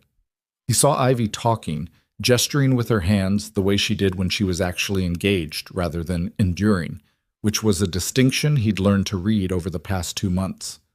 Ford was between them, his chin on Ivy's knee, and Ivy was telling Monica something that involved pointing twice at the chicken pen, which meant Meredith had almost certainly come up.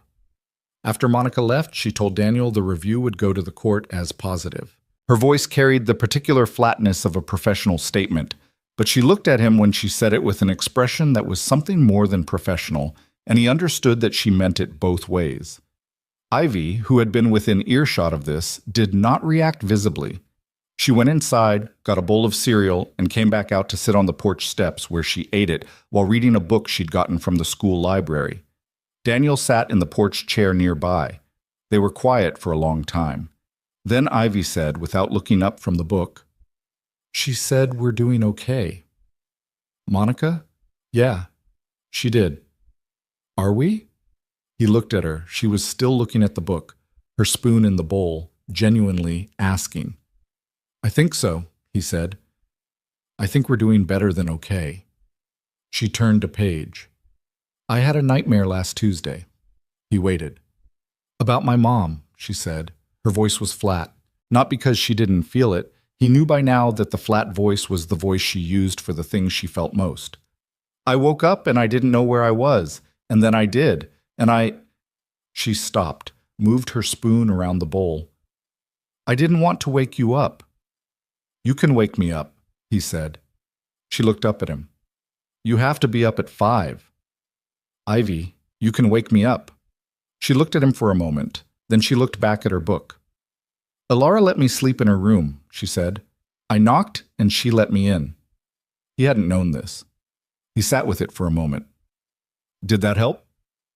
"She has a lot of pillows," Ivy said. The verdict was delivered with solemnity. "She does." "She reads really late. I could see the light under the door." A pause. "She let me read with her for a little while before I fell asleep." Daniel looked at the fields. "That was good of her." "She didn't make a big thing of it," Ivy said. "She just moved over." He understood what Ivy was telling him, not just the event, but why it mattered, that Alara had not made it an occasion, had not performed care or announced it, had simply moved over and let Ivy into the quiet. "Ivy," he said. She looked up. "The nightmares. They might not go away quickly. That's okay. They don't mean anything is wrong." She looked at him with the steady directness that still sometimes hit him in places he hadn't known to protect. "I know," she said. "Dr. Osei says the same thing." Dr. Osei was her therapist in Millhaven, whom she'd been seeing weekly since she arrived. "She says the brain takes time to feel safe." Dr. Osei's right. Ivy looked back at her book. She ate another spoonful of cereal. Then she said very quietly, "I feel safe here. I just don't always feel safe in my sleep yet." He didn't say anything. He didn't think she needed him to. She read her book. He sat in his chair. The afternoon light moved across the farm in its usual unhurried way, and Meredith the chicken moved along the fence line in her usual pattern, and Ford came and lay at the bottom of the porch steps, and the whole of it sat there like something that had been in the process of becoming for a long time, and was still becoming, slowly and without ceremony. The problem between Daniel and Alara surfaced 6 weeks into the arrangement, on a Tuesday evening that had started normally. It had been building without either of them naming it. The evenings had become routine. Ilara at the farm for dinner most nights, her things gradually occupying small corners of the house in the way of someone who is partly there without being fully there. A jacket on the hook by the door, a coffee mug she'd claimed by repetition, a book on the side table in the living room. Ivy had accepted her presence with the completeness of a child who simply incorporates what is consistently there. Daniel had accepted it too. The problem was that accepting and understanding were not the same thing.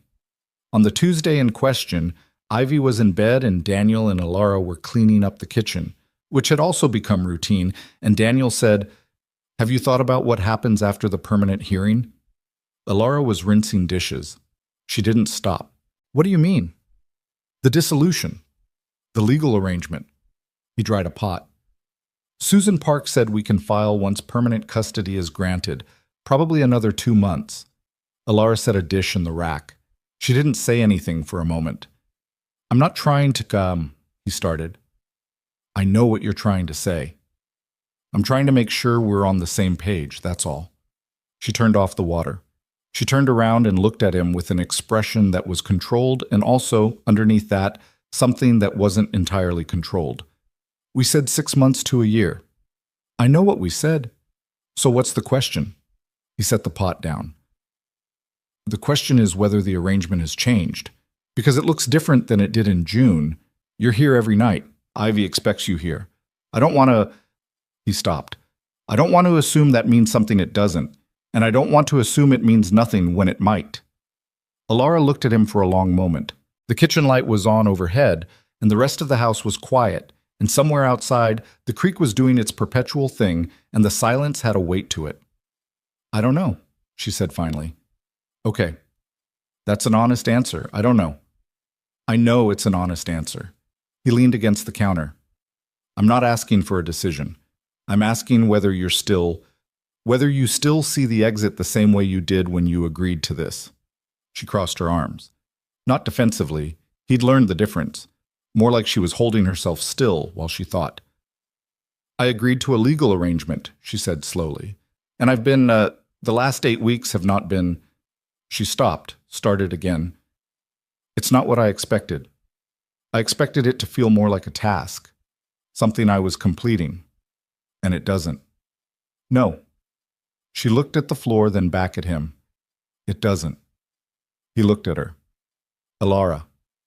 "Don't," she said, not harshly, but firmly. I know you weren't, but I'm not ready to name it, whatever it is." She uncrossed her arms. "I built something very deliberate after my last relationship. I know what it looks like when I'm starting to dismantle it, and I'm not. I need more time than you do, Daniel. I've always needed more time than other people to trust things." He nodded. "Okay. Don't be reasonable about it," she said, with something that in a lighter moment would have been a joke. "What do you want me to do?" She looked at him for a moment, and this time the expression was one he hadn't seen before, open in a specific way that was clearly costing her something. "Give me time," she said, "and don't stop being here." He held her gaze. "I'm not going anywhere." She looked at him for another moment. Then she unclenched something in her face that he hadn't realized was clenched. "I'll see myself out," she said. She took her jacket from the hook by the door. She paused at the threshold. "Daniel." "Yeah." "For what it's worth." She looked at the door frame rather than at him. "I came every night because I wanted to, not because the arrangement required it." Then she left.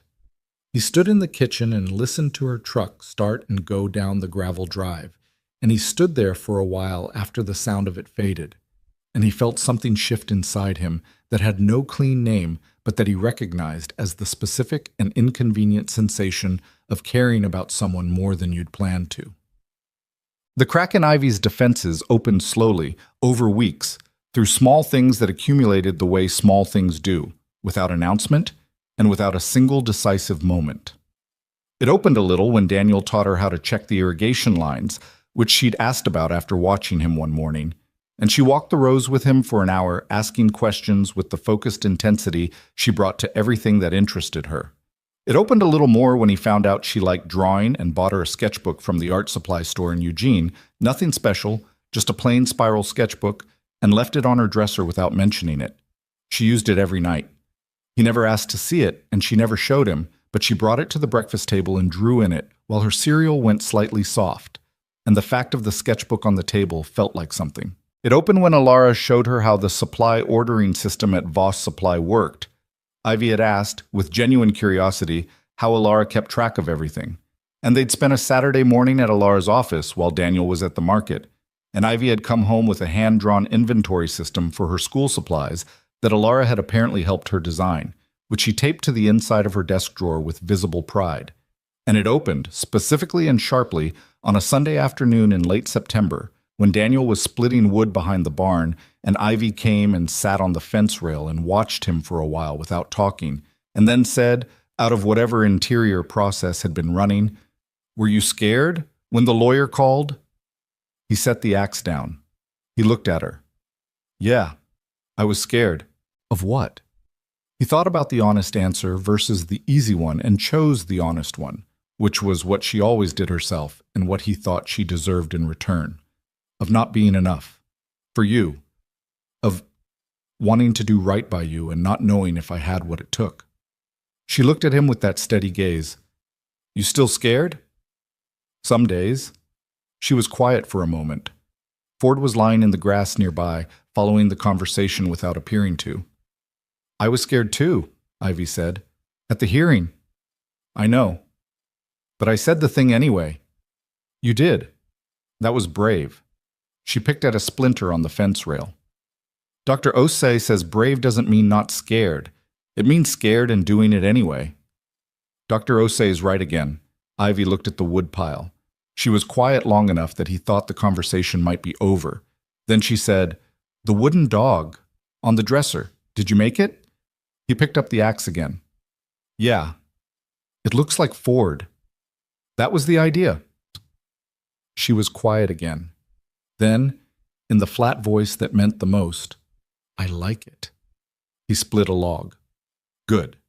She sat on the fence rail for another 10 minutes, not talking, just there, which was something she had never done before, simply been present near him without a transactional reason.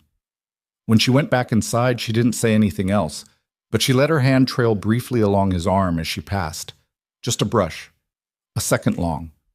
The way a child touches something to confirm it's solid. He stood with the axe in the wood in the afternoon light and said nothing. He didn't need to. The distance was not gone. It was real, and it had years of cause behind it, and it was not going to resolve itself in a season. But something in it had shifted. Not broken, shifted. The way a door shifts when someone reaches for the handle from the inside, not quite opening yet, but showing that the intention is there. He went back to splitting wood. Behind the farmhouse, the creek ran on. The firs were starting to show the first tinge of autumn in the light. Tuesday, the beagle appeared from somewhere and sat near the woodpile, achieving nothing, being herself. Inside, Ivy was probably at the kitchen table with her sketchbook, drawing something she hadn't decided whether to show anyone yet. Daniel split another log. It was not a perfect life. It was not a finished one. But it was his, and it was becoming hers, and that was not a small thing. October came in cold and fast that year, the way it sometimes does in the western Oregon Valley when the season doesn't bother with a transition and just arrives. The firs went from their summer green to something darker and more serious overnight, and the creek rose with the early rains, and the farm took on the particular smell of wet soil and dying kale that Daniel associated with the end of the growing season. Not an unpleasant smell. Just an honest one. The smell of something finishing so something else could start. Ivy had been at the farm for 3 months. In those 3 months, she had named the chicken, claimed the left side of the bathroom counter for her toothbrush, and a small bottle of detangler spray, learned which floorboard outside her room creaked and how to step over it, and established that Tuesday the beagle was allowed on her bed on the condition that Tuesday not steal anything from it, a condition Tuesday observed approximately 60% of the time. She had filled 2 sketchbooks and started a third. She had stopped sitting at the kitchen table with both backpack straps on. She had started leaving her jacket on the hook by the door instead of keeping it in her room. Small things. The kind of things you only notice if you've been watching, and Daniel had been watching. The distance between them was still real. He didn't pretend otherwise, not to himself and not to Alara. There were still mornings when Ivy looked at him from across the kitchen table with an expression that was measuring rather than easy. Still moments when she went still in a particular way that told him she was somewhere inside herself that he didn't yet have access to. There was still the weight of what he hadn't been for the first 7 years of her life. And that weight didn't lift just because he was present now. He'd come to understand that presence wasn't the same as trust, and trust wasn't the same as love, and love, when it came, was going to come in its own time and not in the time he wished it would. That understanding had been earned slowly, and it still cost him something when he looked at her. What he hadn't anticipated, hadn't let himself anticipate, was that the cost felt worth it, that the heart of it had become, in some way he didn't have clean language for, something he would not have chosen to go without. Ivy got sick on a Thursday night in the second week of October. It started the way these things always start, small enough to dismiss. She came home from school quieter than usual, ate dinner without finishing it, said she was tired when he asked if she was okay. He put his hand to her forehead the way he'd seen done in movies because he had no actual parenting instinct for it yet, and she was warm, but not alarmingly so, and she went to bed at 8 without argument, which was itself slightly alarming because she usually negotiated for another 20 minutes. He checked on her at 10. Warmer. He found the thermometer in the bathroom cabinet. He'd bought one the week before Ivy arrived, along with children's Tylenol and a first aid kit, and a dozen other things he'd researched online at 1 in the morning because he'd never had to keep a medicine cabinet stocked for someone else before, and her temperature was 101.4. He gave her Tylenol and water and sat on the edge of her bed for a while until she fell back asleep. He texted Alara. She responded in 2 minutes. "I'll come in the morning if she's not better. Text me if anything changes tonight." By 2 in the morning, something had changed. He heard her through the wall, not crying, but the sound of someone moving with the restlessness of real fever. And he went to her room, and her temperature was 103.1. And she was disoriented in the specific frightening way of a child who doesn't entirely know where she is. "Hey," he said. "Ivy, I'm here." "I'm hot," she said. Her voice was wrong, thicker, slower. "I know, I've got you." He called the after-hours line for the pediatric clinic. The nurse walked him through it. Tylenol again, cool cloth, fluids, watch the temperature. If it goes above 104 or she has a febrile seizure, emergency room. He wrote none of it down because he didn't want to let go of her hand to find a pen. He texted Alara, 103 and climbing, staying up with her. She replied, "On my way." He didn't tell her she didn't have to come. He didn't say it was the middle of the night or that he had it handled. He put the phone down and got a cool cloth and went back to Ivy's room and sat in the chair he'd pulled to her bedside. And he was there when Alara's headlights came through the yellow curtains at 2:40 in the morning. She came in quietly, left her jacket on the hook, and came down the hall and stood in the doorway of Ivy's room. She'd put her hair up and she was wearing a flannel shirt and jeans that she'd clearly pulled on in a hurry, and she looked at Daniel in the chair by the bed and then at Ivy, who was drifting in and out. "Temperature?" Alara said quietly. 103.4 last check, 15 minutes ago. She nodded. She went to the kitchen and came back with a glass of water and a cool cloth she'd wrung out more carefully than his, and she sat on the edge of the bed and replaced the cloth on Ivy's forehead and said, in the low, even voice she used when she had decided something needed steadiness more than anything else, "Hey, Bug, we're both here." Ivy's eyes opened partway. She looked at Alara, then at Daniel. Something in the sick blur of her face shifted. Not relief exactly, but the specific softening of a child who has confirmed that the people are there. "Hurts," she said. "I know. The medicine's working on it." Alara adjusted the cloth. "You just have to get through the next little while." "Stay," Ivy said. "We're staying," Daniel said. "Both of us." Ivy closed her eyes. They stayed. The night went the way those nights go. Measured in temperature checks and water offered and the slow, grinding arithmetic of a fever that stayed stubbornly above 103 until nearly 5 in the morning, when it finally, grudgingly, began to drop. Daniel sat in the chair. Alara sat on the edge of the bed, or stood at the window, or went to the kitchen for water or more cloths, and came back, and they operated in the wordless coordination of two people who had been sharing a space long enough to know each other's movements. Around 4 in the morning, in the particular suspended quiet of that hour, Alara looked at him from across the bed and said very quietly, "She's going to be okay." "I know," he said, though what he meant was thank you for saying it. "You've been good tonight," she said. He looked at Ivy, who had finally stopped moving with the restlessness of high fever and was breathing in the slower way of someone who was simply sleeping. "I didn't do anything." "You stayed." He looked at Alara. In the low light of the bedside lamp, she looked tired and entirely without any of her usual management, and he thought that this was the most real he had ever seen her look, not less than her usual self, but more. The organized, controlled version of Alara Voss was a true version. This was just also a true version. "So did you," he said. She looked at Ivy. "Yeah," she said. "I did."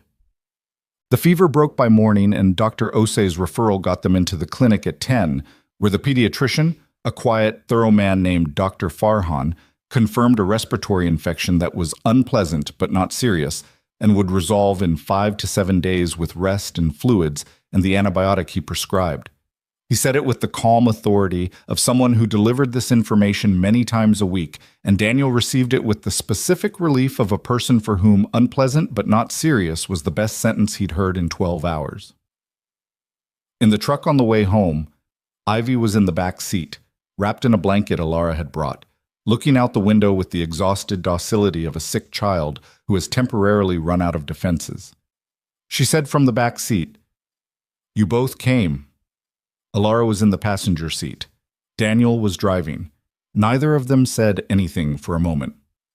"We both came," Daniel said. Ivy looked out the window. "In the middle of the night," she said, not questioning it, processing it. "Yeah." She was quiet for a while. Then she said, "My mom used to sit with me when I was sick. She'd put on nature documentaries. She said they were boring enough to make you sleep, but interesting enough to keep your mind off feeling bad." Neither of them spoke immediately. The highway was going past, and the October fields were gray and wet, and the sky was the color of unfinished concrete. "That's smart," Alara said finally. "She sounds like she was smart." "She was," Ivy said, simply without the careful management she usually applied to talking about Catherine. Just a fact, a true thing. Daniel kept his eyes on the road. "She'd have liked the farm," Ivy said, after a long pause. "She liked places that were real. She always said that. She'd go, 'Ivy, I want to live somewhere real.'" A pause. "She never did. But she'd have liked this." Daniel's hands tightened slightly on the wheel and then loosened. "I think she'd have been glad you're here," he said. He hadn't planned to say it, but it arrived as the true thing, and he let it. Ivy looked at the back of his head for a moment. He could feel it. Then she looked back out the window. "Yeah," she said quietly. "Maybe." They drove the rest of the way home in silence, and it was the kind of silence that is not empty, the kind that has something in it, sitting there between people, recognized and not yet named. The recovery took 6 days.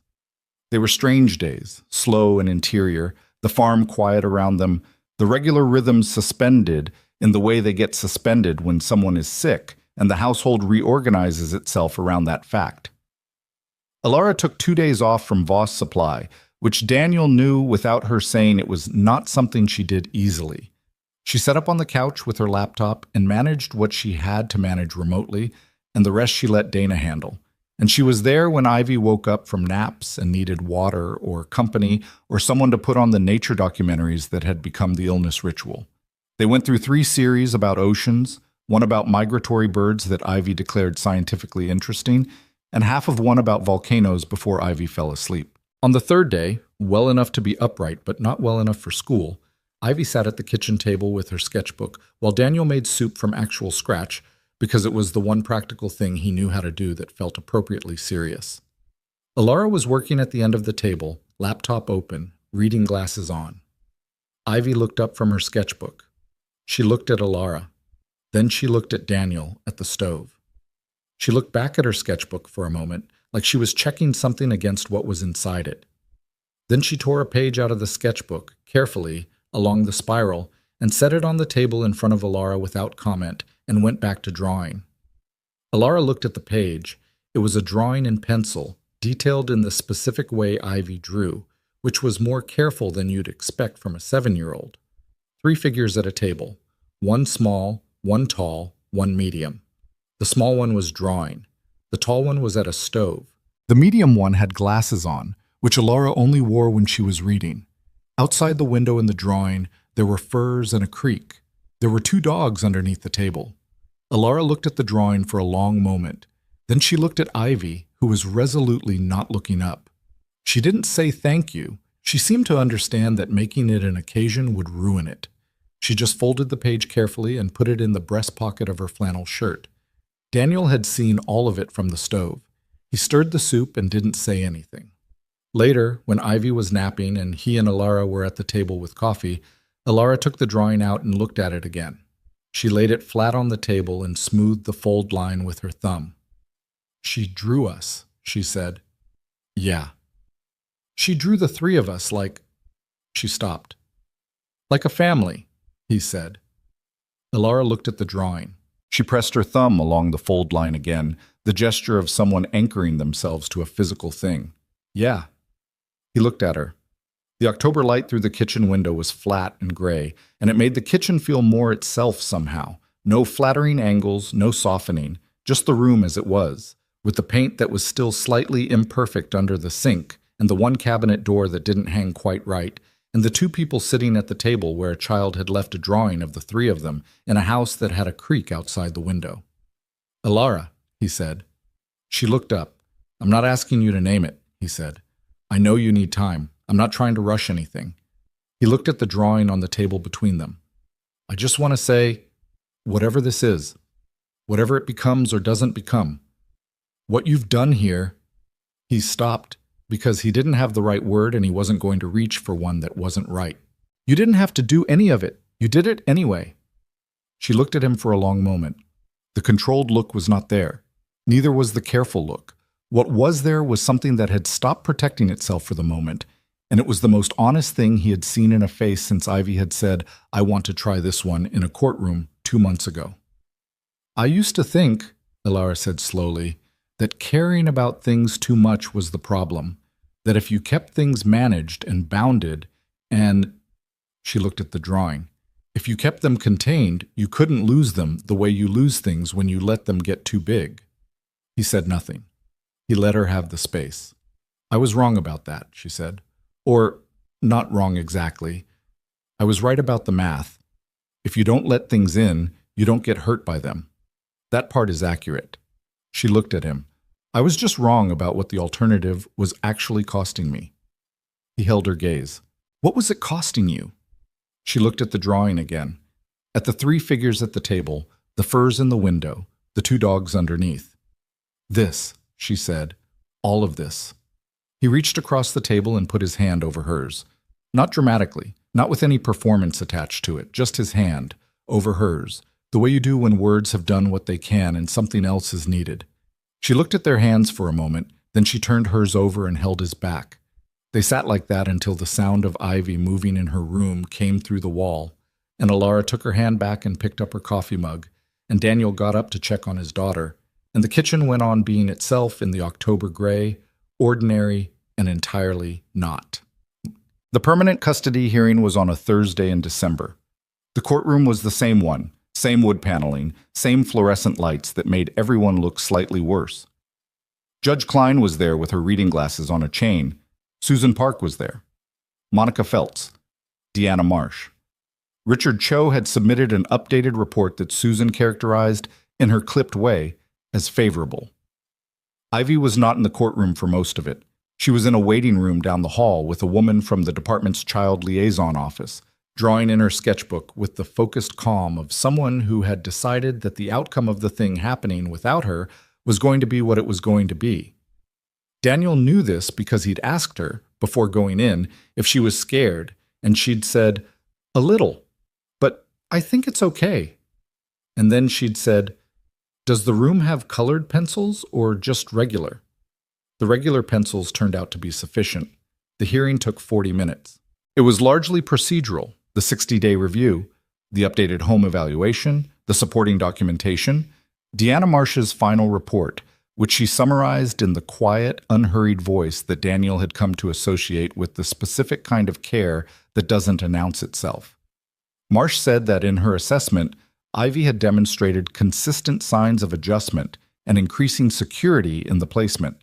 She said that the child had developed meaningful attachments to both adults in the household. She said, carefully and without embellishment, that this was the kind of outcome that the system was designed to produce and rarely got to observe. Judge Klein asked Daniel 2 questions. The first was whether he understood the responsibilities and permanency of the custody order he was requesting. He said yes. The second was whether he had any concerns or uncertainties he wanted to put on the record.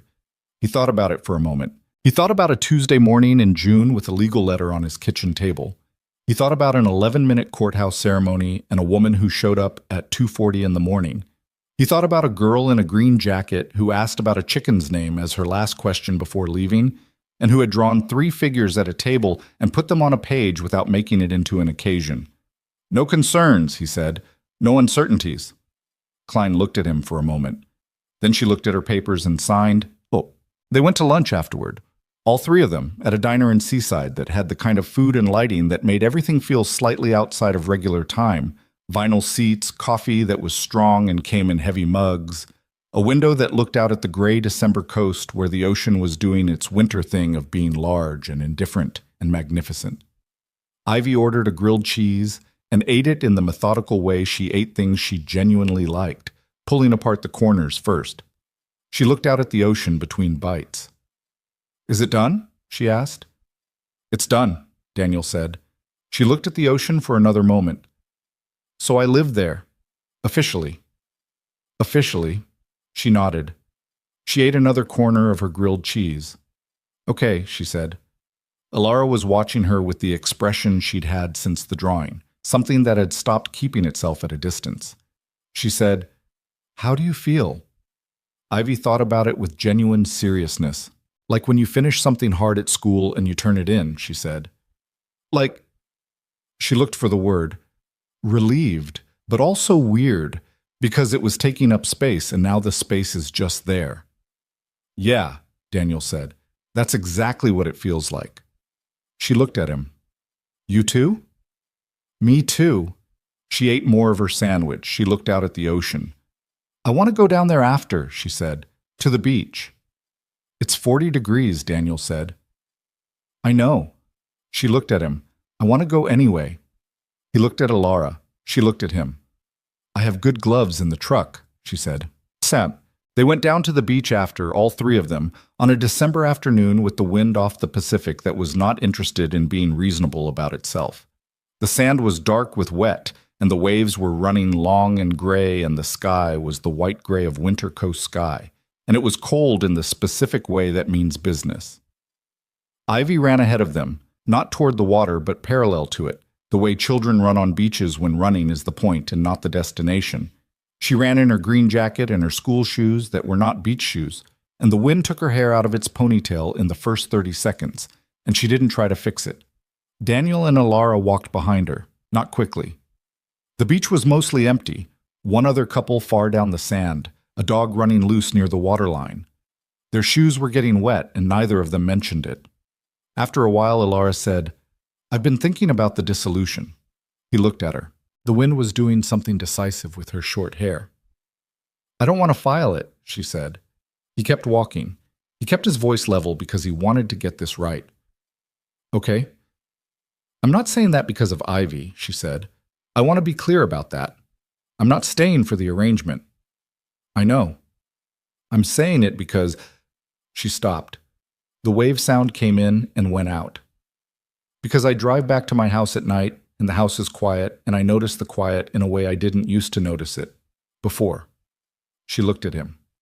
"And I think that means something." He looked at her. The wind and the cold and the gray ocean were all doing their considerable business around them, and she was standing in all of it with her coat and her good gloves and the most open expression he had seen her wear in the 6 months he had known her properly. "It means something," he said. She looked at him for another moment. Then she looked down the beach where Ivy had stopped running and was crouching over something in the sand. A shell, maybe, or a piece of sea glass, something she'd found worth stopping for. "I want to stay," Alara said. "Not because we have to, because I want to." He was quiet for a moment, not because he needed to think about it, because some things deserve more than an immediate answer, deserve to be received properly. "Then stay," he said. She nodded once. Something in her face settled, the way a thing settles when it's been uncertain and then becomes certain. And the settling isn't dramatic, but it's real. Down the beach, Ivy straightened up. She'd found sea glass, green from the look of it, and she held it up in the gray light to look through it, the way children do, seeing what the world looks like filtered through a found thing. Then she turned and held it up toward them, showing them, and even from that distance Daniel could see her face. She was smiling, not the careful, almost smile she rationed out in moments when something caught her. A real one, wide and surprised by itself, the kind that came out before she could decide whether to show it.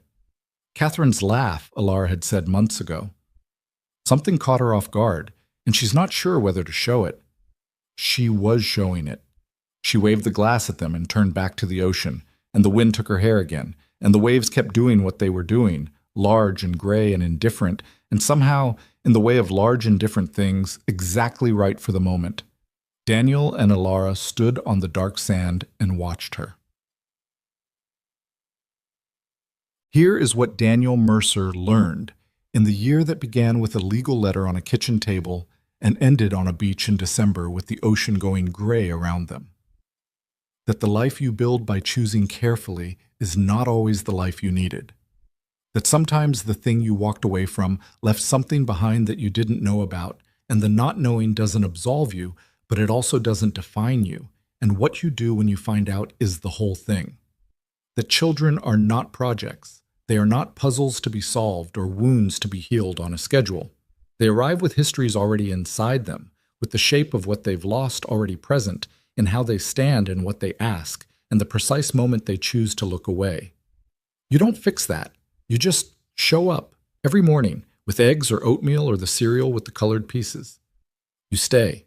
That falling in love, when it happens around the age of 32 after years of deliberate solitude, does not announce itself. It comes in the back door.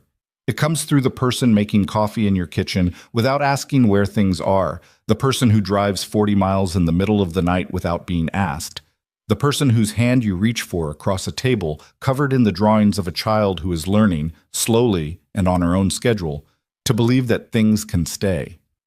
That Alara Voss was, as it turned out, exactly the person she appeared to be, which is the rarest and most important thing you can say about anyone.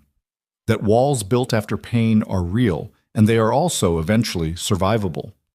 That giving someone time to dismantle their own walls is not the same as waiting passively. It's its own kind of presence, its own kind of choice. That the person who builds carefully and the person who dismantles carefully are sometimes the same person, and that watching someone find their way back to themselves is one of the more worthwhile things you can do with a life. And about Ivy, about his daughter, because she was his daughter, in all the ways that word has ever meant anything. That a 7-year-old girl who has lost everything still contains, somewhere underneath the green jacket, and the careful gaze and the flat voice she used for the hardest truths, the capacity to pick up a piece of sea glass and hold it up to the light and smile before she can decide not to. That the capacity doesn't disappear just because it gets buried. That the burying is the protection and the unburying is the trust, and you earn the trust the only way it can ever be earned, by staying. By being the same person in the kitchen on Tuesday that you were on Saturday. By making the room and leaving the wooden dog on the dresser and not turning around when the laugh comes. By being there in the chair at 2 a.m. when the fever won't break. You don't become a father by biology or by legal document or by deciding you want to. You become one by showing up until the showing up is what the child expects. And what they expect becomes what they trust, and what they trust becomes, in time, slowly, without ceremony, what they rest in. Ivy picked up another piece of sea glass farther down the beach and held it up too. She was collecting them, building a small pile in her jacket pocket that she would bring home and put on the dresser next to the wooden dog, which is where they stayed through the winter and into the spring, the green glass catching the afternoon light through the yellow curtains in the particular way of found things that have been given a place. The farm went through its winter and came back in the spring. The kale was replanted. The irrigation line was replaced properly, the whole line, not another patch. Voss Supply took on 2 new contractor accounts, and Alara hired a second office manager so she could adjust her hours on Tuesdays and Thursdays to be home before dark. Daniel started selling directly to a grocery co-op in Eugene, and the income steadied in a way it hadn't before. Not dramatically, but genuinely, the way things steady when the ground under them has finally stopped shifting. Meredith, the chicken, remained entirely indifferent to all of it. On the day the permanent custody order arrived in the mail, Daniel put it on the kitchen table and left it there. And when Ivy came home from school, she looked at it and looked at him and said, "Is that the thing?" "That's the thing," he said. She picked it up and read it with the focused attention she brought to everything, moving her lips slightly on the official language. When she set it back down, she looked at him across the table. "It says I'm yours," she said. "Yeah," he said. "It does." She looked at the document, then at him. The measuring look was there, it was always going to be there, some version of it. That was who she was, and he didn't want to change who she was, but underneath it, visible now, in a way it hadn't been in June, was something else. The thing underneath the measuring. The thing that had been there in the courtroom when she said, "I want to try this one." The thing that had written itself in pencil on a page and folded itself into a shirt pocket. "Okay," she said. She picked up her backpack and went to her room to do homework. Tuesday the beagle followed her as she usually did in the late afternoons. From down the hall came the sound of the desk drawer opening, the one with the hand-drawn inventory system, and then the sound of a chair, and then silence. The ordinary, unremarkable silence of a child doing homework in a room that was hers. Daniel stood at the kitchen table with the custody order under his hand and the farm going about its quiet business outside the window and the sound of the creek carrying faintly from the back of the property where it had always been, running over the same stones, the same as always, the same as it would be tomorrow. Alara came in from the supply run she'd done on her way from the office. She set a bag on the counter, looked at the document on the table, looked at him. "It came," she said. "It came." She came to the table and stood beside him and looked at the document with its official language and its signatures and its clean bureaucratic statement of a thing that was anything but clean or bureaucratic in the living of it. She put her hand flat on the page next to his. "We did this," she said. He looked at their hands on the paper. At the window where the late afternoon light was doing its particular thing with the Douglas firs, the same firs he'd watched on the morning of the letter 6 months ago, before any of this was true. "We did," he said. Outside, the farm was quiet. Down the hall, a child was doing homework. On the dresser in a yellow-curtained room, a wooden dog and a handful of sea glass sat in the afternoon light, finding it through the window, making it briefly green. Some families are made slowly. Out of necessity that becomes choice, out of arrangements that become real, out of the accumulation of ordinary mornings and difficult nights and meals eaten at the same table until the table becomes the one thing in the world you are most sure of. They are not less real for how they were made. They are perhaps more.